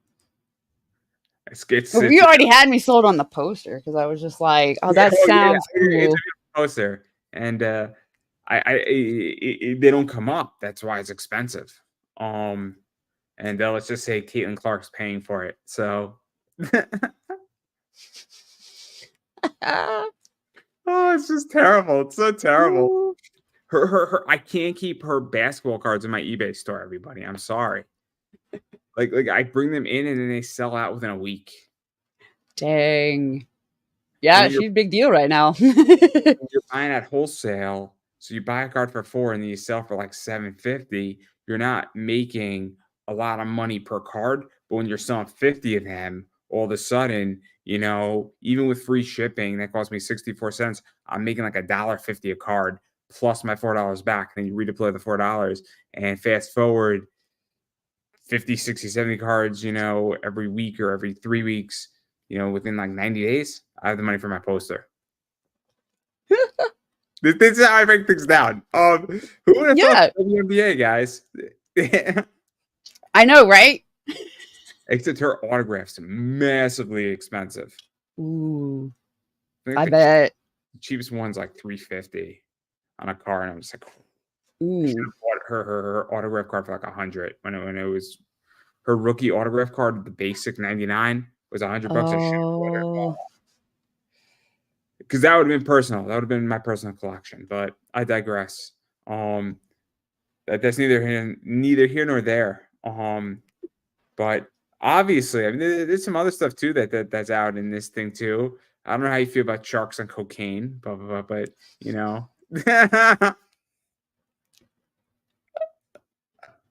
So sorry. That's the ash can, isn't it?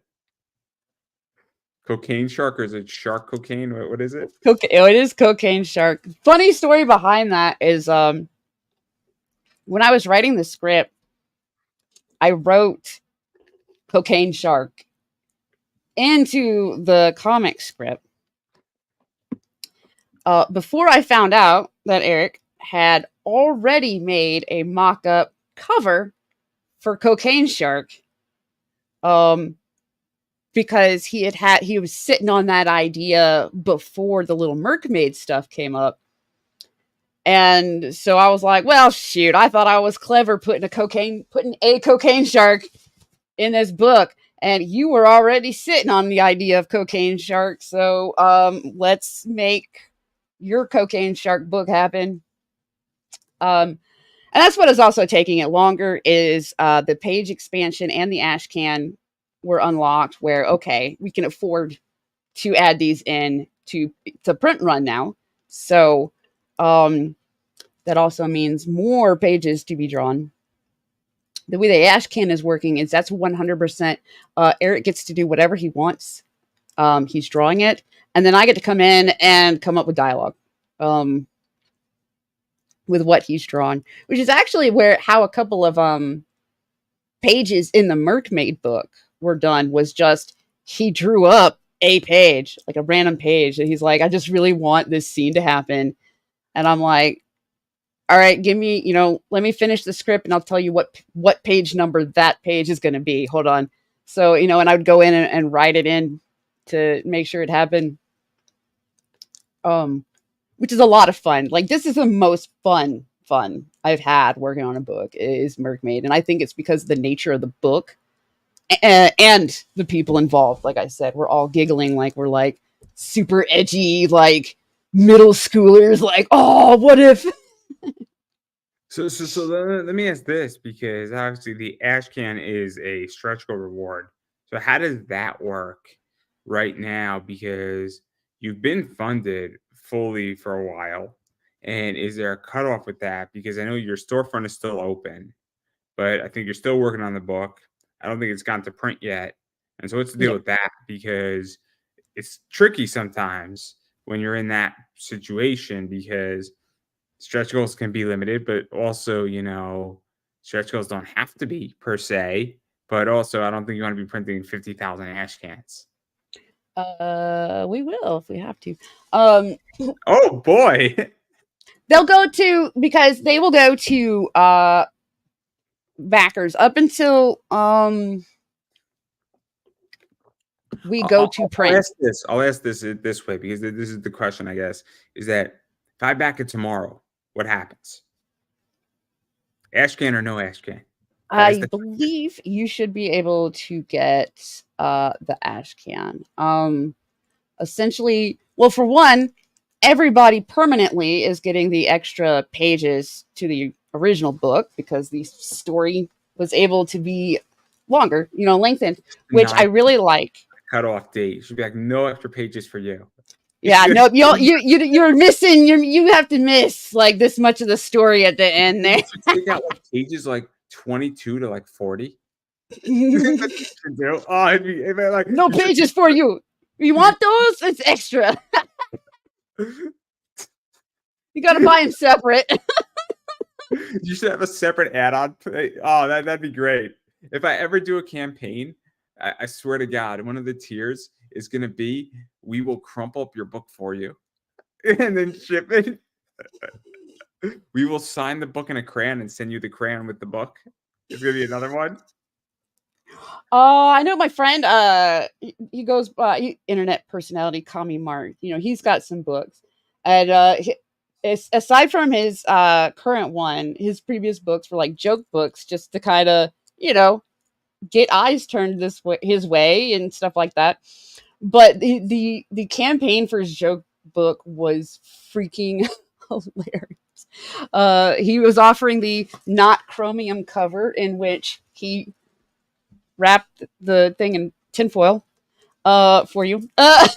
My idea would be to start with all the top stretch goals of like 100,000, and for every $1,000 we take away a stretch goal. I think it's a really funny idea, right? That makes campaigns stand out sometimes is when you do funny stuff. It makes people remember, oh man, that one campaign for this book right We here lost was all the hilarious. stretch goals. We lost all the We stretch, lost them. and I would say that a damn stretch goal. And people be like, I really want to back this thing, but everybody's getting 10 metal cards as we sit right now, and then you go down to 9, and then you know how you have to unlock? You lock stretch goals. Oh, it would be so sick. I think what you should do if it's locking stretch goals, the stretch goals should be like bad things. And that's why you want to lock them. Everybody owes me a sandwich at a con. You lock Right. that 100,000. You know, I expect a round to be on you at the bar. Mm, And you just keep locking stretch goals all the way up. Like we pre-burn your book so you don't have to make that a lockable one instead of an unlockable one. That was another tier though that Mark had was we'll burn this book for you back the book, you bought it. I will burn it here so you don't have to. that was the joke, is that for an extra $10, I will crumble up your book and throw it into a really, really bad media mailer. And I'm wondering if somebody would be, I'm really, of course, you send them a real book too, because it's not going to cost you all that much money, but somebody's going to be like, this is really, really funny. Or what you do is that you, for an extra $5 as an add-on, will do it live on air of the show. I like the idea of an add-on being I'll angrily throw it into a trash can and take a picture for you to use on social media so that you don't have to go through the trouble of throwing it in the trash can specifically to take a picture. My favorite one that I want to do if I ever do a campaign, and feel free to be considered, is that I will print up 100 blank covers and I will fly out for 100 grand to your comic shop and do sketch covers with a crayon. I'd offer that. I'd be like, yeah, you have to, that much money should hopefully cover room and board for me to do that. Anywhere you want to go in the country, I will fly on a plane, first class, with all 100. I will do sketch things, and I'm wondering if somebody will actually buy it, just to see if you do it, just to hold you to it. The real question is that is somebody going to be a real dick and then do it and not pay, and then I'm stuck with $100,000 thing on Kickstarter? That's the only concern I have, but I think it's really funny nonetheless. Yeah, you leave it up for a day. Yeah, just be like, and if it's something you don't want to do, obviously make it a ridiculously sized goal that you're not going to reach in that time. The 100,000 would be really funny. You put that as like your top tier. Like you put $1 million top tier on there. Yeah. We reached $1 million. I'll buy myself a van. The pledge is $1 million. I will go and print as many blank covers as you want and sketch them in your comic shop. So I'll be like, yo, I'm taking next week off, guys, at my job. And I'll be like, why are you taking next week off? I gotta go to a comic shop. I did this stupid thing on Kickstarter. Now I gotta do it. Imagine some guy is really wealthy. He's like, yo, this is a great idea, man. I'm gonna totally back you because this is so ridiculous on a press level. Oh, it'd be great. But I digress. But see, I love stuff like that. You have a very good question about the ash can. Like obviously the extra pages is permanent. How permanent is the ash can now that it is unlocked? Like I said, it's a very good question. And is it going to be a Fund My Comic exclusive, or is it already going to be available on the Kickstarter? Will be another one. We need to ask Pixel Trader, because he's the brains man and the numbers guy and the merch guy. You do have a cover and the marketing guy. I think it's this cover, right? That is exclusive to Fund My Comic. Yeah. And so my question to you on that is that, are you going to have a cover to replace? Because is that cover D, I want to say? Yeah, I think so. So are you going to have another cover to replace cover D for Kickstarter? Yes. No, because that's a fair question too. Because sometimes on Yeah, second chance campaigns, so he says, "Look, this one is exclusive for here, and we're going to come up with something comparable because you're going to have completists yeah, by definition." And no offense, but if I got everything I wanted on Kickstarter or Indiegogo or wherever else, and why would I go jump platform? But if you have another book, I'm like, okay, cool. Now we have something new here that didn't exist before. That not necessarily loving Kickstarter or loving Fund My Comic, but I need to be there if I want this. yeah. I want everything available. Yeah, because I guess the main reason is to I guess different audience is what I keep getting told, that there's like Kickstarter purist that will only that, oh, I like your book if only it was on Kickstarter. I have seen that a lot. If only it was on this platform, that platform, then I would back it. But I don't think it's fair um that they don't, I don't know, get anything for it out of it. So I do like the exclusive. There's at least one exclusive cover that you have to go there to get. But don't worry, people that stuck around and waited for it to be a Kickstarter instead, you get your own thing for backing, because these are still people that aren't just waiting for it to hit retail and then getting the retail stuff. So let me give you something special for backing it on one of the platforms at least. Yeah, it's tricky. It's interesting with variants as well, and this is a problem with variants where that eventually I will get in my eBay shop a variant. I'm just not there yet. For a lot of reasons. The market is rough right now in Mm. comics, and obviously, I mean, you've done decent. I think you did 20,000 on this book, but 20,000 doesn't go that far. No Not offense. when No. you're making the book. Not with all the merch either that Pixel keeps freaking. So let me ask this, because I don't think 20,000 is nothing to balk about, right? Because 20,000 is still $20,000, and you could do a lot of stuff with $20,000 in comic books. But at the same time, 20,000 doesn't go that far. Now you're all in an equity position and not a page rate position, which means that your 20,000 is going much further than if you were paying page rates and cover rates and ink rates and stuff versus having sweat equity Yeah. involved. Yeah. Um, but nonetheless, what is this like? Because you still got to produce a book, but it's also art is more expensive now than it's ever been before. Printing books is more expensive. Shipping books is more expensive. And I don't care if your buyers are paying the shipping or they're not, it's still more expensive. You Yeah, still and got there's also the downside too of it fluctuates like crazy. So we can set our goal. The base goal is set on the numbers and the calculations we did at the time that we set the base goal. And then all sorts of things can fluctuate after that point, to where when we're ready to ship and do this and that, whoo, I'm glad we went over our goal, because otherwise we'd be still digging in our own pockets to finish this up. it That happens on eBay. that sucks. It happens on eBay with me all the time with shipping alone. I mean, shipping is a good Mm, example of this, where I sometimes charge over shipping. Somebody goes, "Oh, why'd you charge me over shipping?" I'm like, because legitly 3 months ago it was $11 and now it's $9 at the post office. I'm sorry, I made a call. If and then I say, cool. If it was the other way around, could I ask you for $2?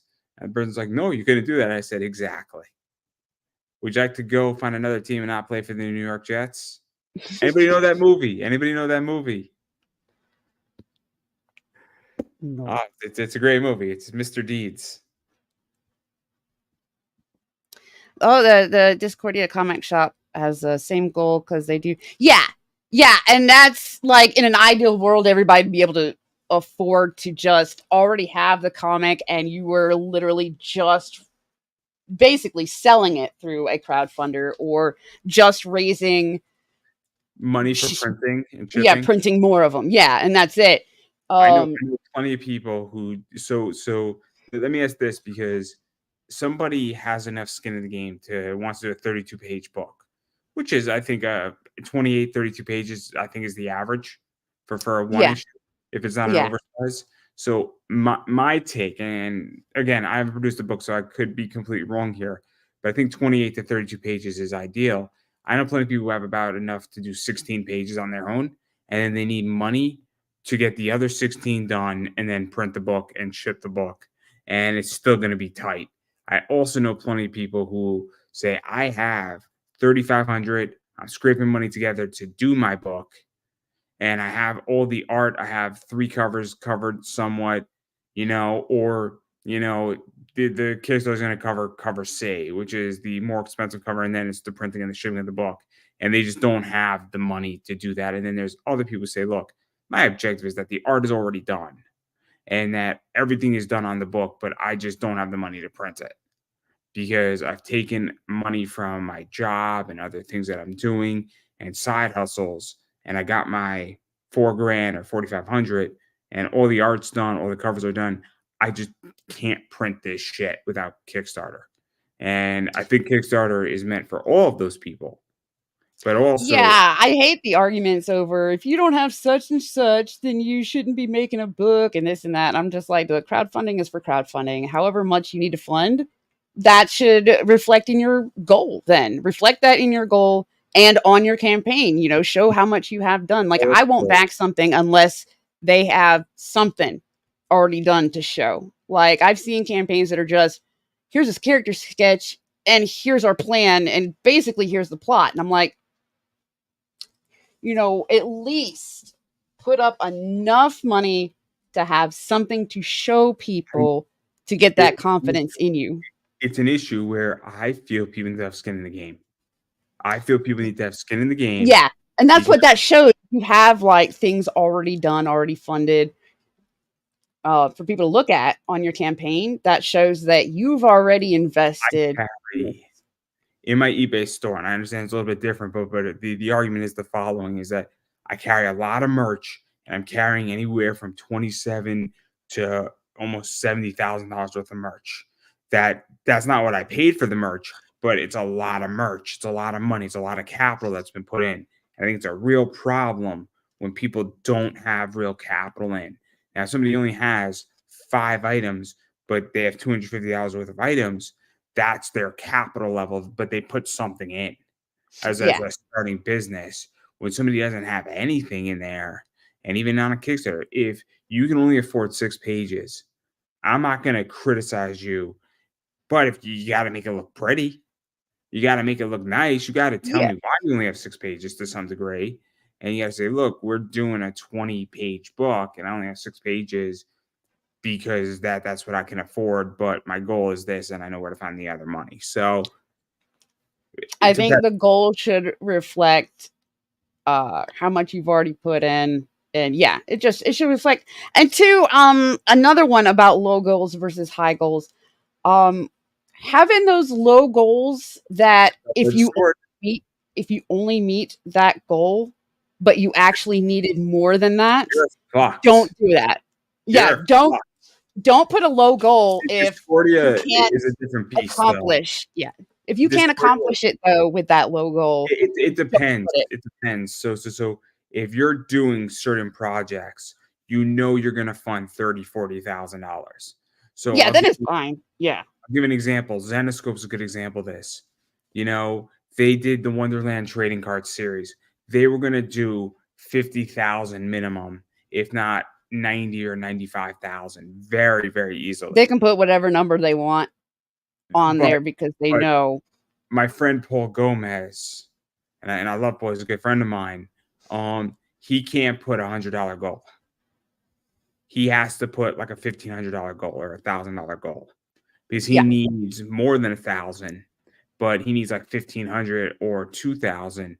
But he can afford to put $1,000 goal or a $1,500 goal, but he can't put $100 goal. But somebody like Mike Shea could put a $500 goal, or Dan Mendoza can put a $500 goal because they are going to just surpass that motherfucker within minutes of launching. In 30 seconds of launching, they're going to break that goal and then some. Unless something horrendous goes wrong, and if that's the case, that's a bigger issue. If somebody's putting a $150K goal, they need to have a reason for that to be their goal. No. Like Oshi Push had a $50,000 goal on their card game. They did $500,000. in a card game in 30 days on Kickstarter. They had a $50,000 goal because they needed 50,000. When I was speaking to them, because I interviewed their mascot, they were very surprised that they did $500,000. They were very surprised they did 250,000. Dang. I thought they were going to end up around 150,000. They thought they were going to end up around there too, to some degree. They did not expect 500,000. So again, but at 50,000, they would have made money and they would have been fine. But they if they put their goal at 10,000 and they funded and that's all they made, it would have been a disaster. Yeah, my advice is usually put it as low as you can actually afford to put it, because canceling instead will hit your reputation. And this is for, like, if you're an established creator, you have tons of books under your belt, they've all been doing this similar numbers, then hell yeah, people already trust your name, trust your logo, whatever, put whatever you want. If you were a brand new creator, only put what you can afford. Avoid canceling at all costs, because nobody, everybody, who said it, and I hate to get political. It is better to run than not to have run, and to have run and lost than to have not run at all. Yeah, I wouldn't with a crowdfunding book though, because I've seen people nobody will turn back around when they tried to redo it. Everybody was like, nah, they canceled the first time. I ain't trusting that. Is that if you don't fund the first time, it is better not to fund. Oh, yeah. Than to cancel. Yeah. Yes. The point. Because if you didn't fund the first time, now you're the underdog. Yep. If you cancel, your tail is between your legs. And that's a very different position to be in, unless there really is a good reason to cancel. Like, I know somebody who canceled their book, but their parent just died. Yeah. And if it's something like that, if it's something like, instead of, I don't think we're going to make it, so I'm just going to cancel. No, just, you'll look more like you tried. He relaunched on the book, did fine about 3 months later, but it was crystal clear that his position, he couldn't push the book anymore and it needed to be pushed. And so he basically said, I'm canceling. There was a family emergency and my attention is diverted, which is fine. So that happens. But also the person was, I think, like 18 or 19 campaigns in. So there you go. But I digress. This is a complicated tangent. And I'm sure I like this one though. Like, this is some of the stuff that people don't talk about more. And I like to, because I can take what I've learned, and anybody else looking to start or confused or having problems might hear it and go, oh, maybe I'll try that. Discordia is correct here. They lost money, but they could afford to, I'm guessing. That's why I say put your goal at what you can afford, which means, if it goes wrong and you're paying out of pocket, how much can you afford to scrape out of pocket if you have to get it done?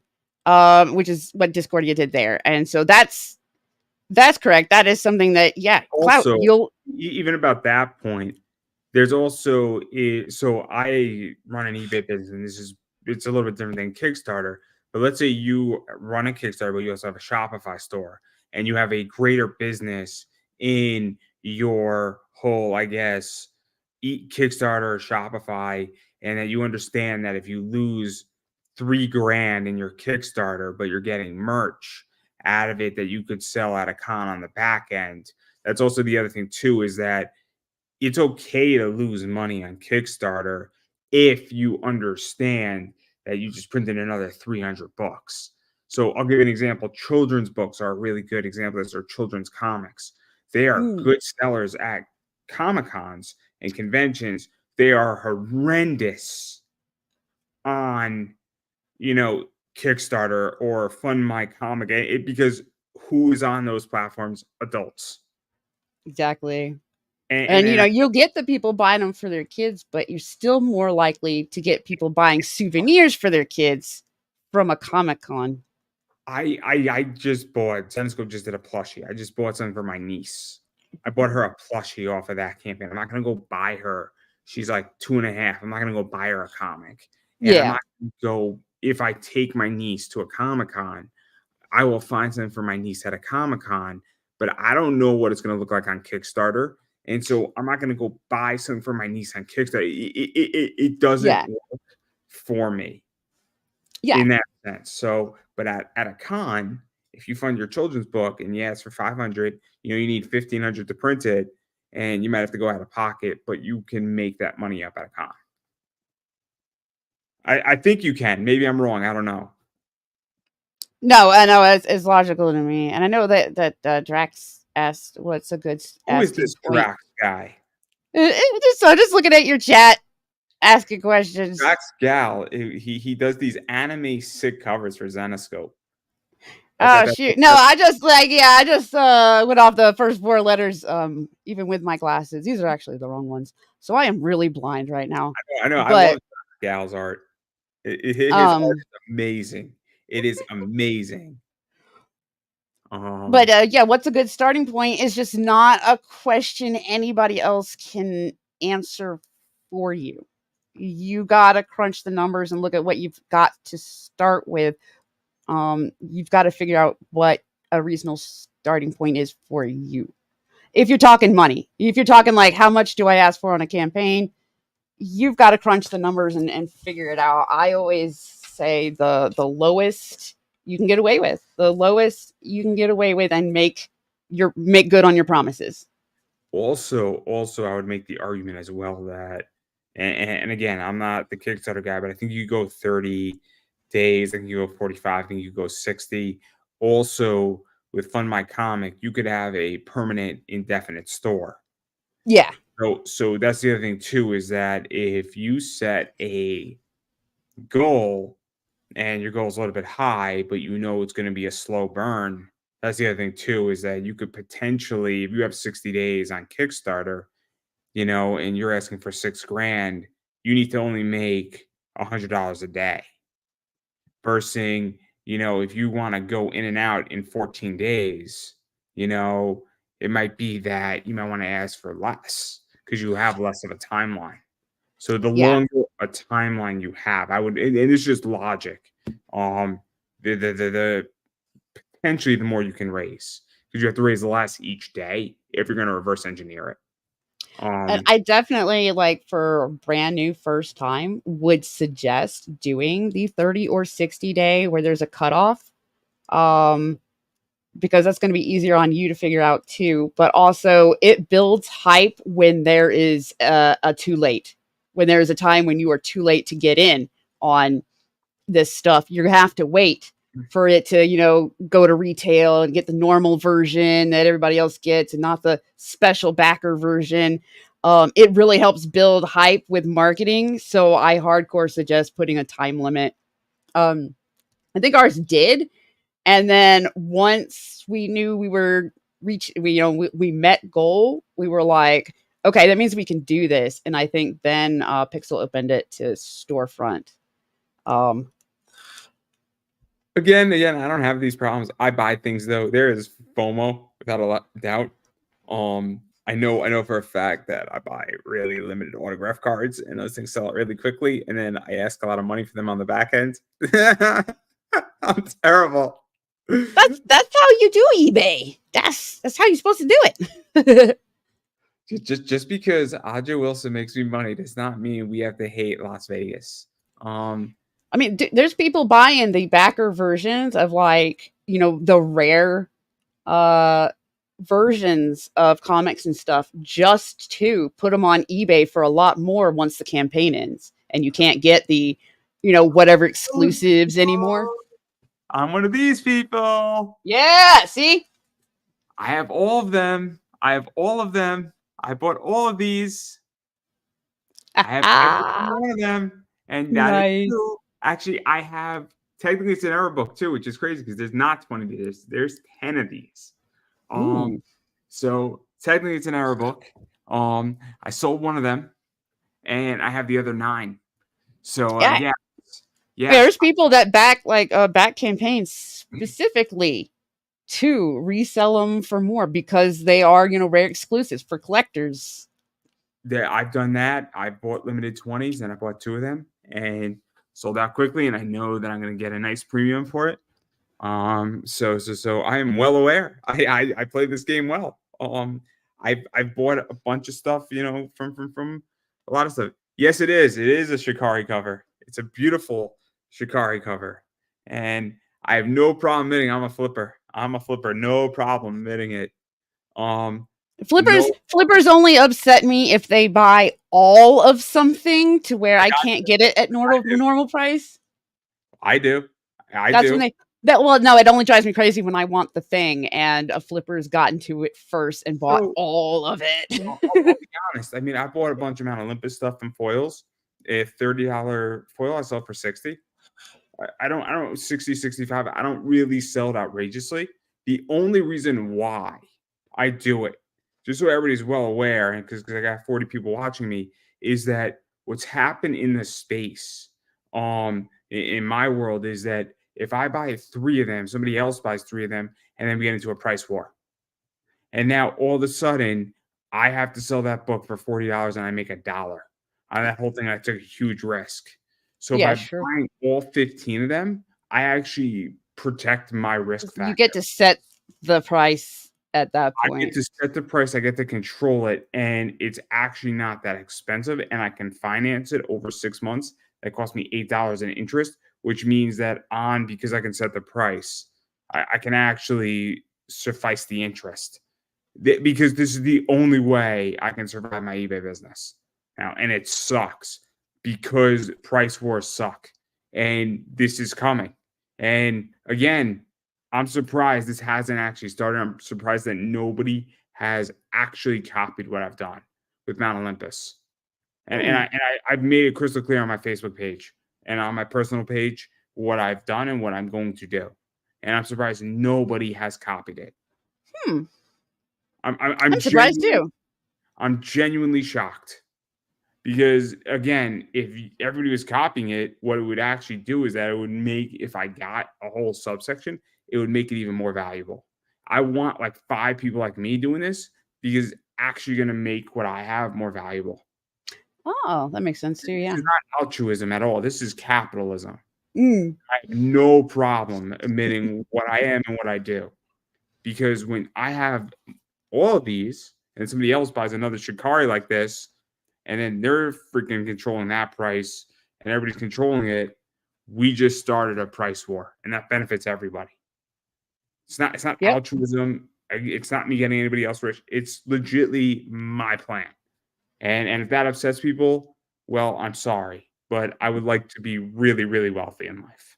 And I'd like to be really free. So yeah, that's why I said the flippers only drive me nuts when I'm the one that wants the thing and I can't get it. I'll ask this because, and it's a fair question, is that if you have 20, if somebody puts a limited 20 out on their campaign and somebody buys all of it, and that gets you funded, the whole position is that isn't that good for you as your campaign if it funds you? And then B, don't you want your product to be a commodity? This to me is a stock. That's all this is. I'm an equity stock guy. This is a stock. It is a commodity. There is no emotion attached to this book. It's a beautiful book. Actually, I'm keeping this one because this one's number 1 out of 20, but not the point. The other 8 that I have left, they are pure stock to me.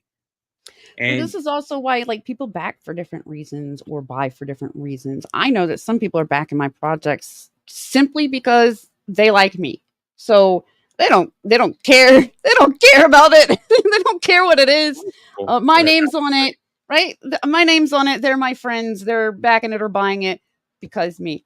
I know plenty will back or buy something just because they like the artist on it and are never going to read it. They're just going to look at the pictures or something.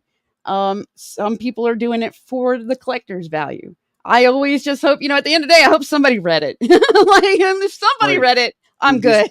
So let me ask you this, because this is actually a really interesting question, is that, and I'm not going to tell you, I'll tell you what I view after, but I'm curious. I don't want to influence your position. Do you care how you get funded?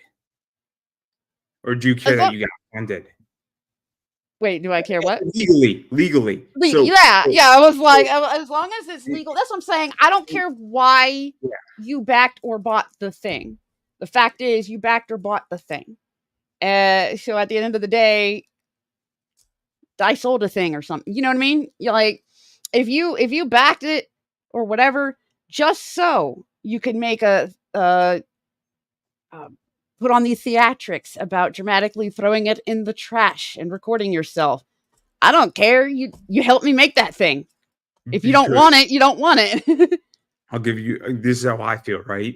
Is that if I need capital, and there's been plenty of people who have bought me a coffee, which is basically, throw me $5 and say, hey, I really appreciate you having me on your show. I appreciate everything because what you've done, and I want to see independent media continue. A bunch of people then said, I want some ads.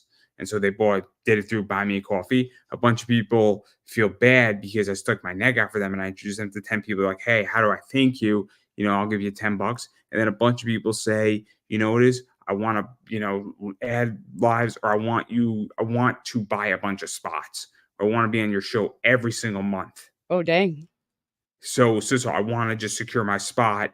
Can I give you $30 and we could do legitimately 12 interviews a year, right? Because somebody feels comfortable enough to say, look, I know that you have a busy schedule and I want to become a priority. So there's plenty of people where it's business for them and it's a tax deductible position because they're buying marketing and they're buying ad space and they're buying a secured spot. And there's plenty of people saying, I just like you and I like independent media. I don't really care what your reasoning is, why you want to my show. What I care about is that you're writing me a check. And that's where I think this is interesting. It sounds, it sounds cold and callous, but I'm like, I can't keep, because I like the writing part, I'm hyped for people to actually read and enjoy it. But I also know in order to get it in people's hands, we need the backers. It needs to, fund.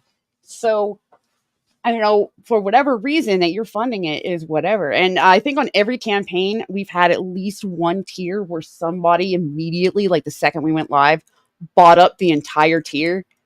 And we would have people complain, like, I wanted one of those and it says you're out and it's only been 2 minutes.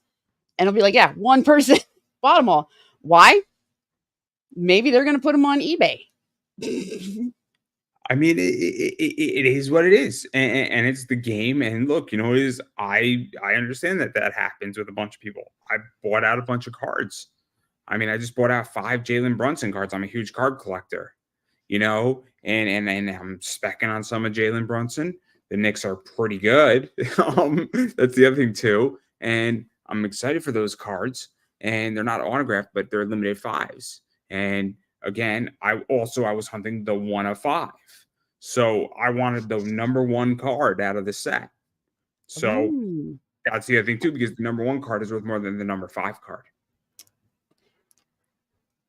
The number 1 card has a premium of $30 to $40 on it, easy. Yeah, because it's the first you get the special number. Rather than risk the whole thing, I'll throw something out. I have some Taylor Swift over there, right? What's Taylor Swift's number? 13, right? What if there's 25 of a book and somebody buys all 25? Not because they want all 25, they want the number 13 book. They want to make sure that, yeah. So, and this sounds crazy, but there's premium value to certain things. Or this is a number 1 serialized book. So that's why blind boxes are also like genius, because I've bought an entire thing of a blind box thing to make sure that I get the one that I wanted. Because they at least said, well, if you buy that entire box, there's a guarantee you'll get one of the one you wanted, depending on what it is that you're buying blind boxed. But yeah, so I've done that before, like when I could afford it. Like, I want this one, so I'm gonna buy them all. I've done that. I've also bought a bunch of blind things of 100 and 216 cards. I bought like 4 of them because it increased my odds of getting low numbers.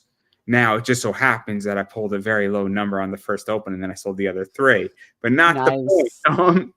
I pulled 6 out of 10. Real life RNG, sometimes it blesses and sometimes it punishes. Right. It is what it is. So but again, that's how I feel, and I have no problem if people have an opinion about me. Um, I have no problem at that. This hasn't been a secret about what I do.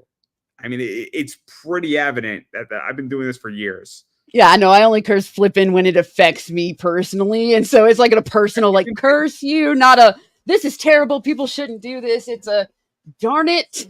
I'll get you next time. I mean, I've been in situations where there's only 200 or 250 of an item. And it's not that somebody bought even like 10 of them or bought 4 of them. It just sold out really quickly.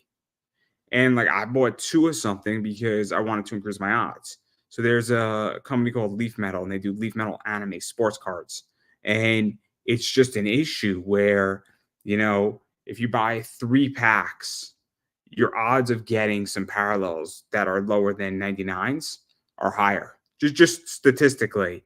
So, that's just what it is. And so a bunch of people bought 2 or 3, and it's not that somebody bought 50 of them. It's the idea that, somebody, did that. So it is what it is. Who's this Wise Guys Entertainment? I don't know who that is. I don't know who that is. Wise. I feel like it's some, interesting stuff that might be a collaboration with 2 companies that I thoroughly enjoy. I think it's Pat Chan or Ralph Tedesco. Who, Wise Guys? Yeah, it didn't Pat Chan. Is it? Oh, maybe it's not. I thought Pat Chan just did Wise Guys, the comic. He did it. No, his thing is based on his name. Oh, my play bad. on. Yeah, it's a play on word. That my bad.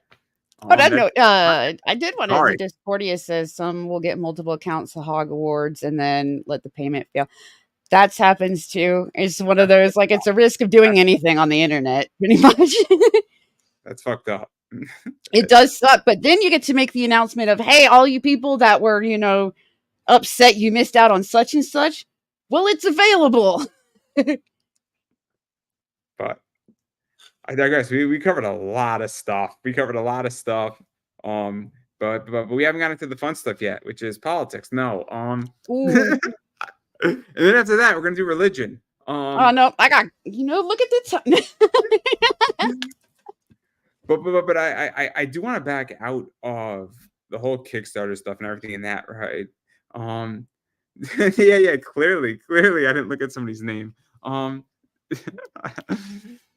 there's so many things I could say. But anyway, but I am curious now that I've regained my composure. Where do you see comics and going? Because we're in tricky times right now. People are some people are doing great on campaigns.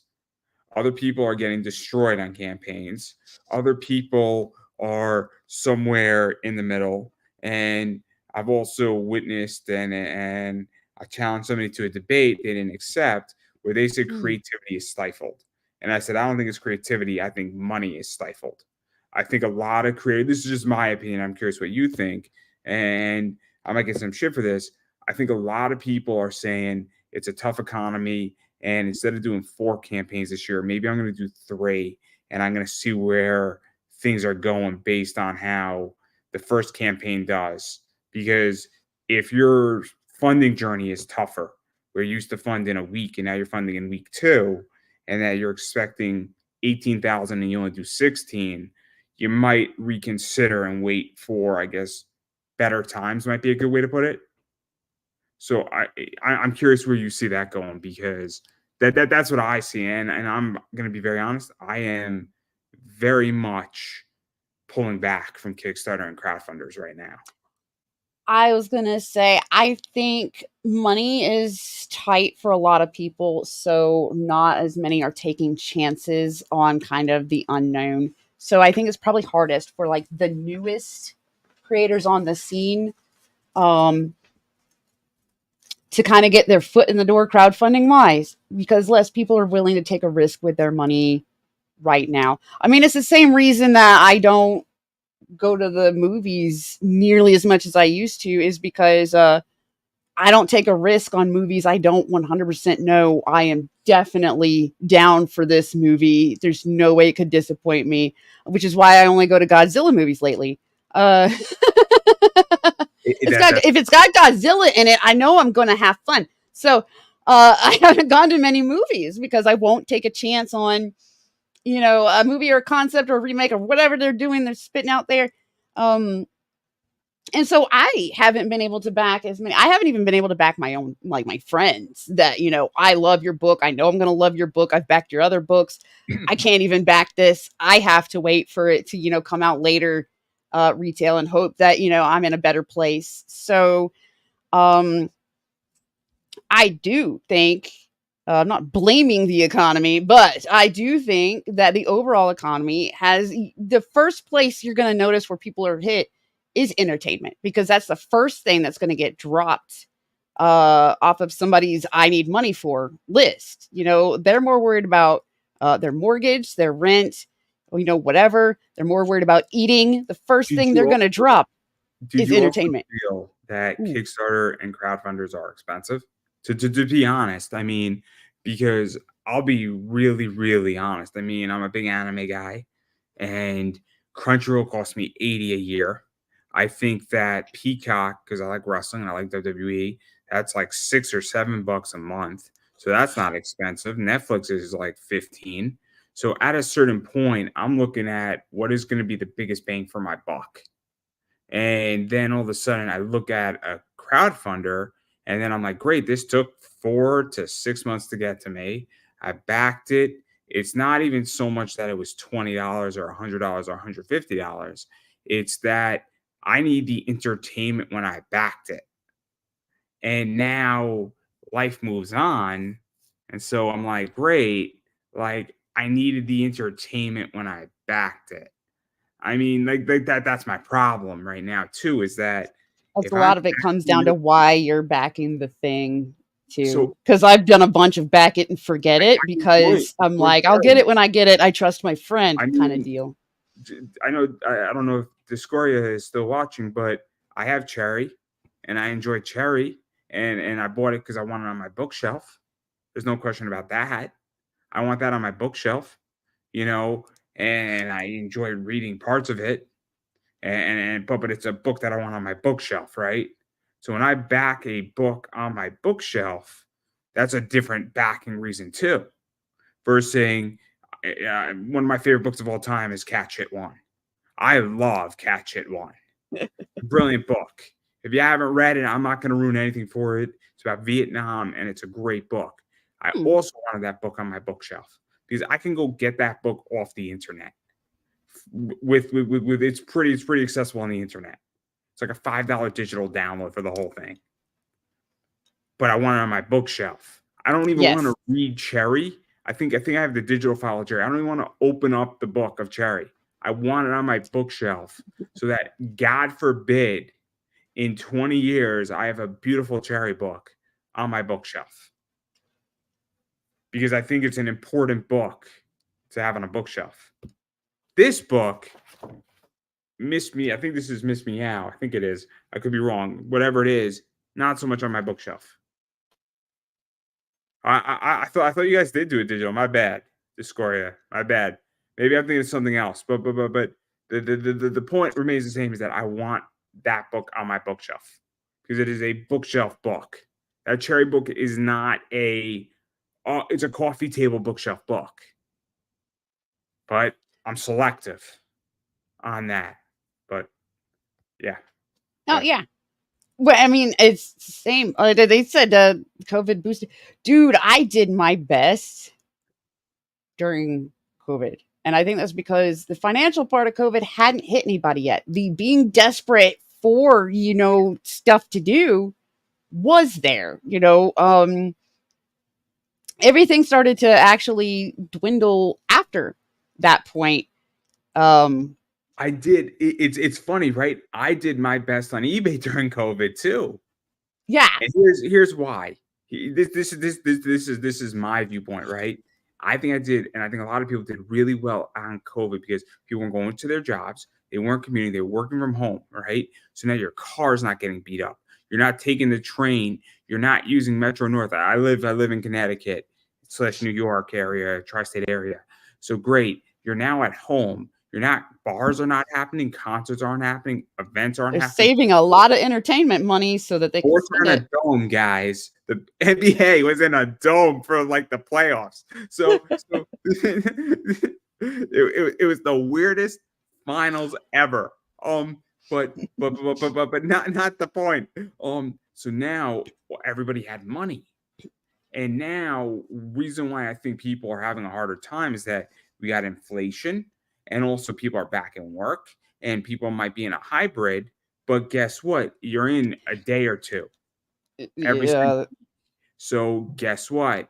You're now back in your job 40%, and you're getting accustomed to it, and people haven't adjusted yet, and it's also just everything is more expensive because McDonald's and going to the Cheesecake Factory are legitly the same fucking, position. And it's crystal clear that things have become more expensive. And Yeah. and I could go through a whole macro position and a micro position on this. And the answer is simple. It's simple. It's you have to raise the rates up even more. It's gonna suck, but it'll work. And again, it's an unpopular opinion. It's an unpopular opinion. The rates right now should be 9% because it would kill inflation. It would kill it, and it would end it, and we would be reset it back in 18 months. I would love that. It would be a lot of pain, and it would definitely fuck up a lot of shit for 18 months, without a doubt. 18 to 2 years at the most. But then we would have another 20-year bull run following it. So everybody just needs to grab a life vest and learn how to swim. I'm a good. I know how to swim. I was gonna say, I'm from Louisiana. It was like a requirement. You have to know how to swim. Man. Your house gonna flood. You got to swim your ass out there.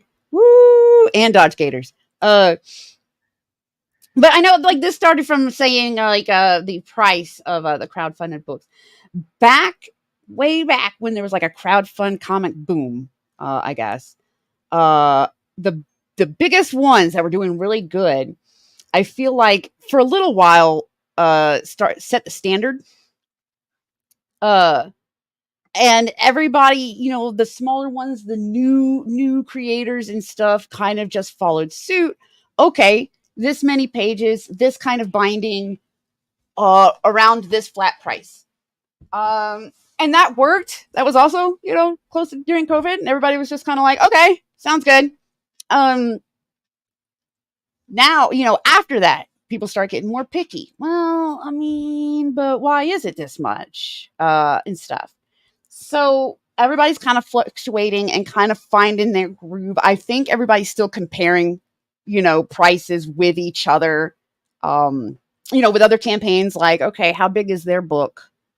All right, they're asking this much, so ours is like this many more pages. Maybe we go up $2, or or down, up or down. Let me ask this, because, and this is something that I'm curious about. So I have a decent feedback rating on eBay, and I'm dealing with some feedback that's fucked it up a little bit, but neither here nor there. In full disclosure, it'll get addressed in the long run. But somebody might pay an extra 25 cents for me on a card because I have a good feedback, because they know the card's going to be shipped appropriately, safe, and protected. So that's also another thing too, is that that I think relates a lot to the goal price too, is the record you already have helps you can get away with a goal price, a smaller goal price than you actually need to. I think that's it. It's also the idea that if I come across 3 horror books, right, in July that are going to get to me in October, right, I think that, cool, if this creator has shipped me before decently, has done a great job, and is pretty solid, that also helps where I might pay more for a quality creator and a good shipping team versus somebody who I've had bad shipping experiences with, is delayed. And I think that's also the other thing. If somebody says, I'm going to get you your book in 2 weeks from now, I might pay $10 more. I genuinely might pay more. I might pay $10 more. I might pay a premium to get a product in a certain quality. Yeah. Or if somebody's going to they have serialized and they say, Andrew, I'm going to get you low numbers, I might pay more to get low numbers if it's a serialized numbered book. And I understand that sounds weird and it's called pay to play or pay for value. Or if I have a favorite number, right, and I get to pick my number, and I love, I don't have a favorite number, but again, if I did and somebody's willing to get me my favorite number, I might pay more for that. Yeah. I mean, that's like, you can chunk that all the way down to just expedited shipping is the same deal. Like, ship it to you in this many days if you pay this much more. I just paid for something from Japan because a bunch of people are going to an anime con near me, and there's these One Piece cards, and they're promo cards, and I want the voice actors to sign them. So hopefully those cards are going to get to me faster and reach me in the next week or two before that con. If they don't, it's not a big deal. It's like $10. I'm not going to sweat over $10. But the idea is that all of a sudden, expedited shipping or faster shipping, things like that matter. And I'm willing to pay more for them to arrive perfectly and fast. And that's just how I feel. And I understand that, and I'm also willing to give a creator who can do that more money or a surcharge. And if your project is a year out, I expect you to be cheaper. And I know it sounds weird. Again, my opinions are not conventional. But if you're going to put me at the bottom of the pile, if you put me at the top of the pile, I'm willing to pay for that. For a lot of reasons, the top of the pile usually has better quality. If there was 1,000 of these books, I think it's safe to say that number one probably is printed better than number 1,000. All of them might be printed beautifully and fine. I'm willing to bet, though, that number one is probably printed a little bit better, and the plate's fresh, and the ink's fresh, and the ink isn't out for the last time, and the plate isn't fucked up, and it hasn't gone through 99 other books being there. Yeah. I'm willing exactly, to though. That's how I feel, but I digress. Oh, I can guarantee it. I've worked in print production. Whew. Again, I think logically. That's all I think on is I think logically. I do not think in which, and again, I don't know everything. So there might be things that I'm wrong on. The sweet spot technically isn't even the first one. That's fair enough. Fair enough. I don't know what the sweet spot is, but in a limited print run, if there's only 15 of them, I mean, I don't know what to tell you. Yeah. But that's also a different print position completely. I would imagine if you're printing only 15 books in a serialized number, hopefully all 15 of them are pretty good. Yeah. Because it'd be really bad if number 3 was shitty. Really just randomly bad. They messed that one up. No, something's wrong if number 3 is stupid, shitty. Generally after a few go through is when you hit the sweet spot. I don't expect that Merc book to be a 10. I do expect it to. It looks like a 9.6 and 9.8 CGC'd out. If that came back as a 9.2, that'd be fucked up. Those should be 9.6s and 9.8s. Easy. Yeah. Oh yeah, you're talking freshly, sent to somebody. That book's never even come out of its top holder. So that book should be a 9.6 minimum. But I digress. I've also never worked with anybody that wouldn't just send another one if whatever somebody received wasn't pristine on their end, even if it was because of shipping. because of outside of their control, I've not worked with anybody that hasn't immediately been like, all right, hold on, we'll send you another one, and hopefully, the post doesn't kick it down the street. Comics Elite just did almost like a showcase Shikari book of Born of Blood, and they said we didn't like the way they came out, so we're delayed by another 2 months on it. And That happens too. Yep, because we check them before that even. They Or you should be. You should be checking your comics fresh from the printer, every single one, as you. They said that it was like too dark, the brown on it, and they didn't like it, and they're like, we're delayed, and they said we're not going to send out a bad book like this. Yeah. So there you go. Shouldn't. I don't have a problem with that. It's an expensive book. It's like a $50, $60 book. So bought a bunch of them, and I'm more than happy to wait to make sure it's right. But that's why I much rather wait until it's perfect, and instead of rush anything. Fair enough. But anyway, we've been speaking for a while. I'm tired. I'm exhausted. I don't know how my sports teams are doing, which is a problem. I got money on the Celtics. I got money on the Yankees. That one's a toss-up though, because they are playing the Dodgers. But Aaron Judge is hot right now, and I mean in more than one way.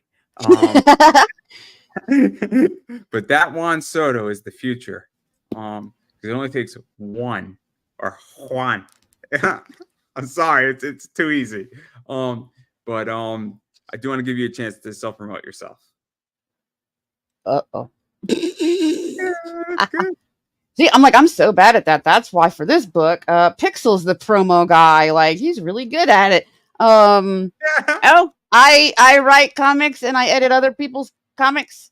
I'm writing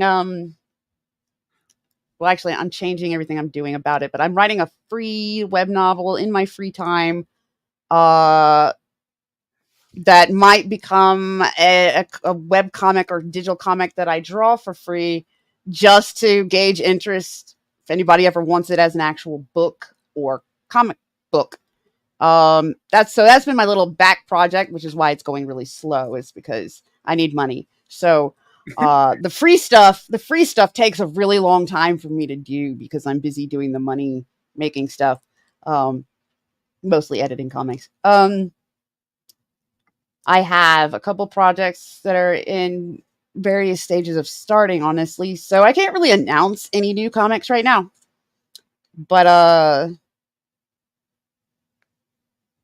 go to my X to keep up with what I'm doing, and I promote a lot of other people's comics on there, especially biased towards ones that I'm editor on, but because then I know they're good.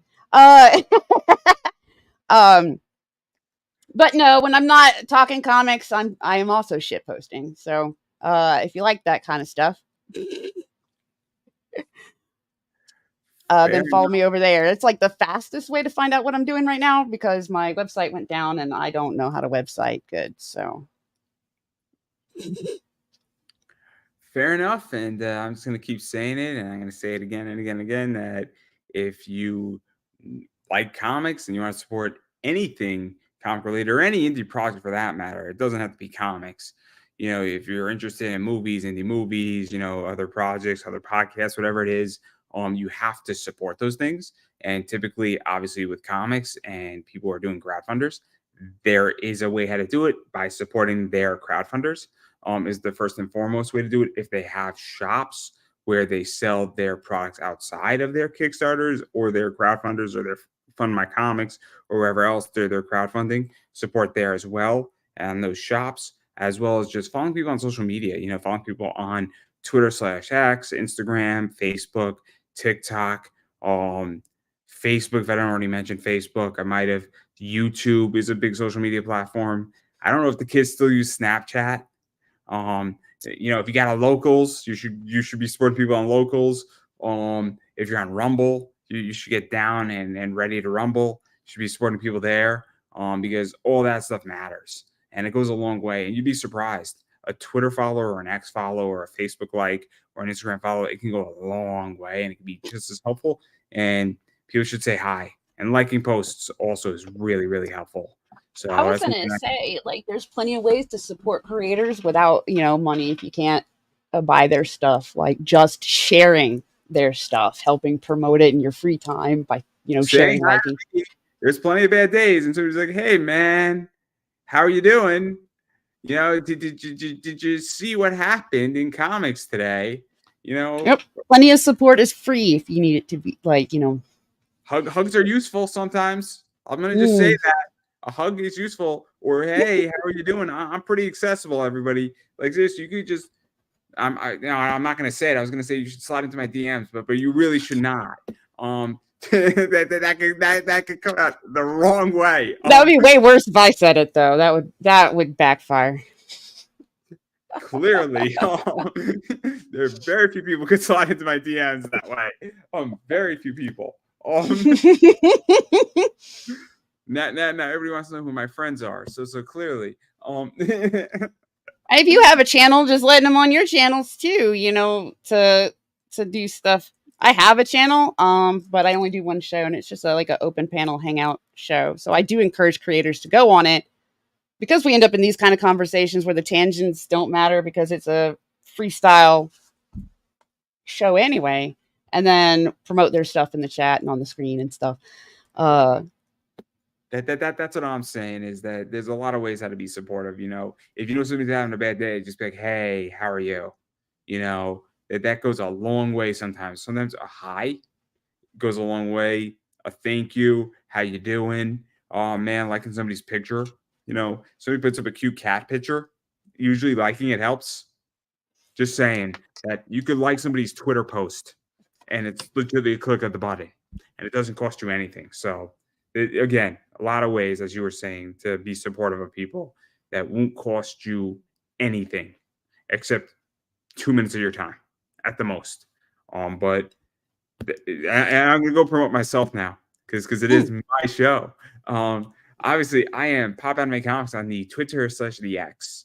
You can go follow me there. You can now follow me there. I post rarely on Twitter now. That doesn't mean it would change. If you're really into wrestling, when I get back into wrestling, I love tweeting to wrestlers, and I am savage. And my Thursday nights and my Friday nights a few years ago were full of wrestling tweets, and it's some of the best conversations you could ever watch. Is when you're arguing with a wrestler and like 90 tweets between each other. It's amazing. It's amazing. And like 15 people are jumping in. Oh, it's like the greatest sport on the planet. Those are fun. And I used to do that with with celebrities and it's amazing comic though. creators, big ones. It's amazing though because they're the heel and I'm the face, right? So now I'm telling people, and I'm telling a wrestler, like, dude, like, it's great when you're tweeting to MJF, and if anybody's a wrestling fan, when he's legitly MJF on the indie scene, and he's responding to you as MJF does. Oh, there's nothing like it on the planet. There's nothing like it that somebody's giving you time and basically trying to destroy you on Twitter as a wrestler. So my Twitter in a few weeks will probably be more like that, and it is a fun time. So I recommend everybody, if you're into that, feel free to do that. But going further outside of that, I am Pop Anime Comics on Instagram. I am Pop Anime Comics on the Facebook. You can come find me, check me out, see what I do. I am Pop Anime Comics on YouTube. Also, I do have an eBay store right here, guys. Look for comics and collectibles. Come shop with us on eBay. I am Pop Anime Comics Collectibles. And on eBay, we sell books like this. I have all 15 of those. Yes, I do, in beautiful hollow foil. I have all 15 of these in beautiful hollow foil. I am a Taylor Swift fan, and I'm a proud Taylor Swift fan. I did not buy all 15 of these. There was, I think, 100 of these, and I got 2 of them, and one of them is already sold. So it is a beautiful book, and Shikari did an amazing job with that one, and I'm just very lucky that I got one of those. So I carry merch like that. And then there's just some other stuff I got, as well as apparently I do carry a lot of cards. And I've been getting complaints from my customers though with this card in particular because apparently they can't see it. So apparently they can't see it. And it's a beautiful card. Why'd you show a blank card? Is it supposed to be blank? I can see the Well, card. I just it's blank. I can't see it. It's a problem. I called up Leaf Metal. They're like, we can't see it either, and this is the problem we have. And Dang. so this is the world we live in, guys. This is the world we live in.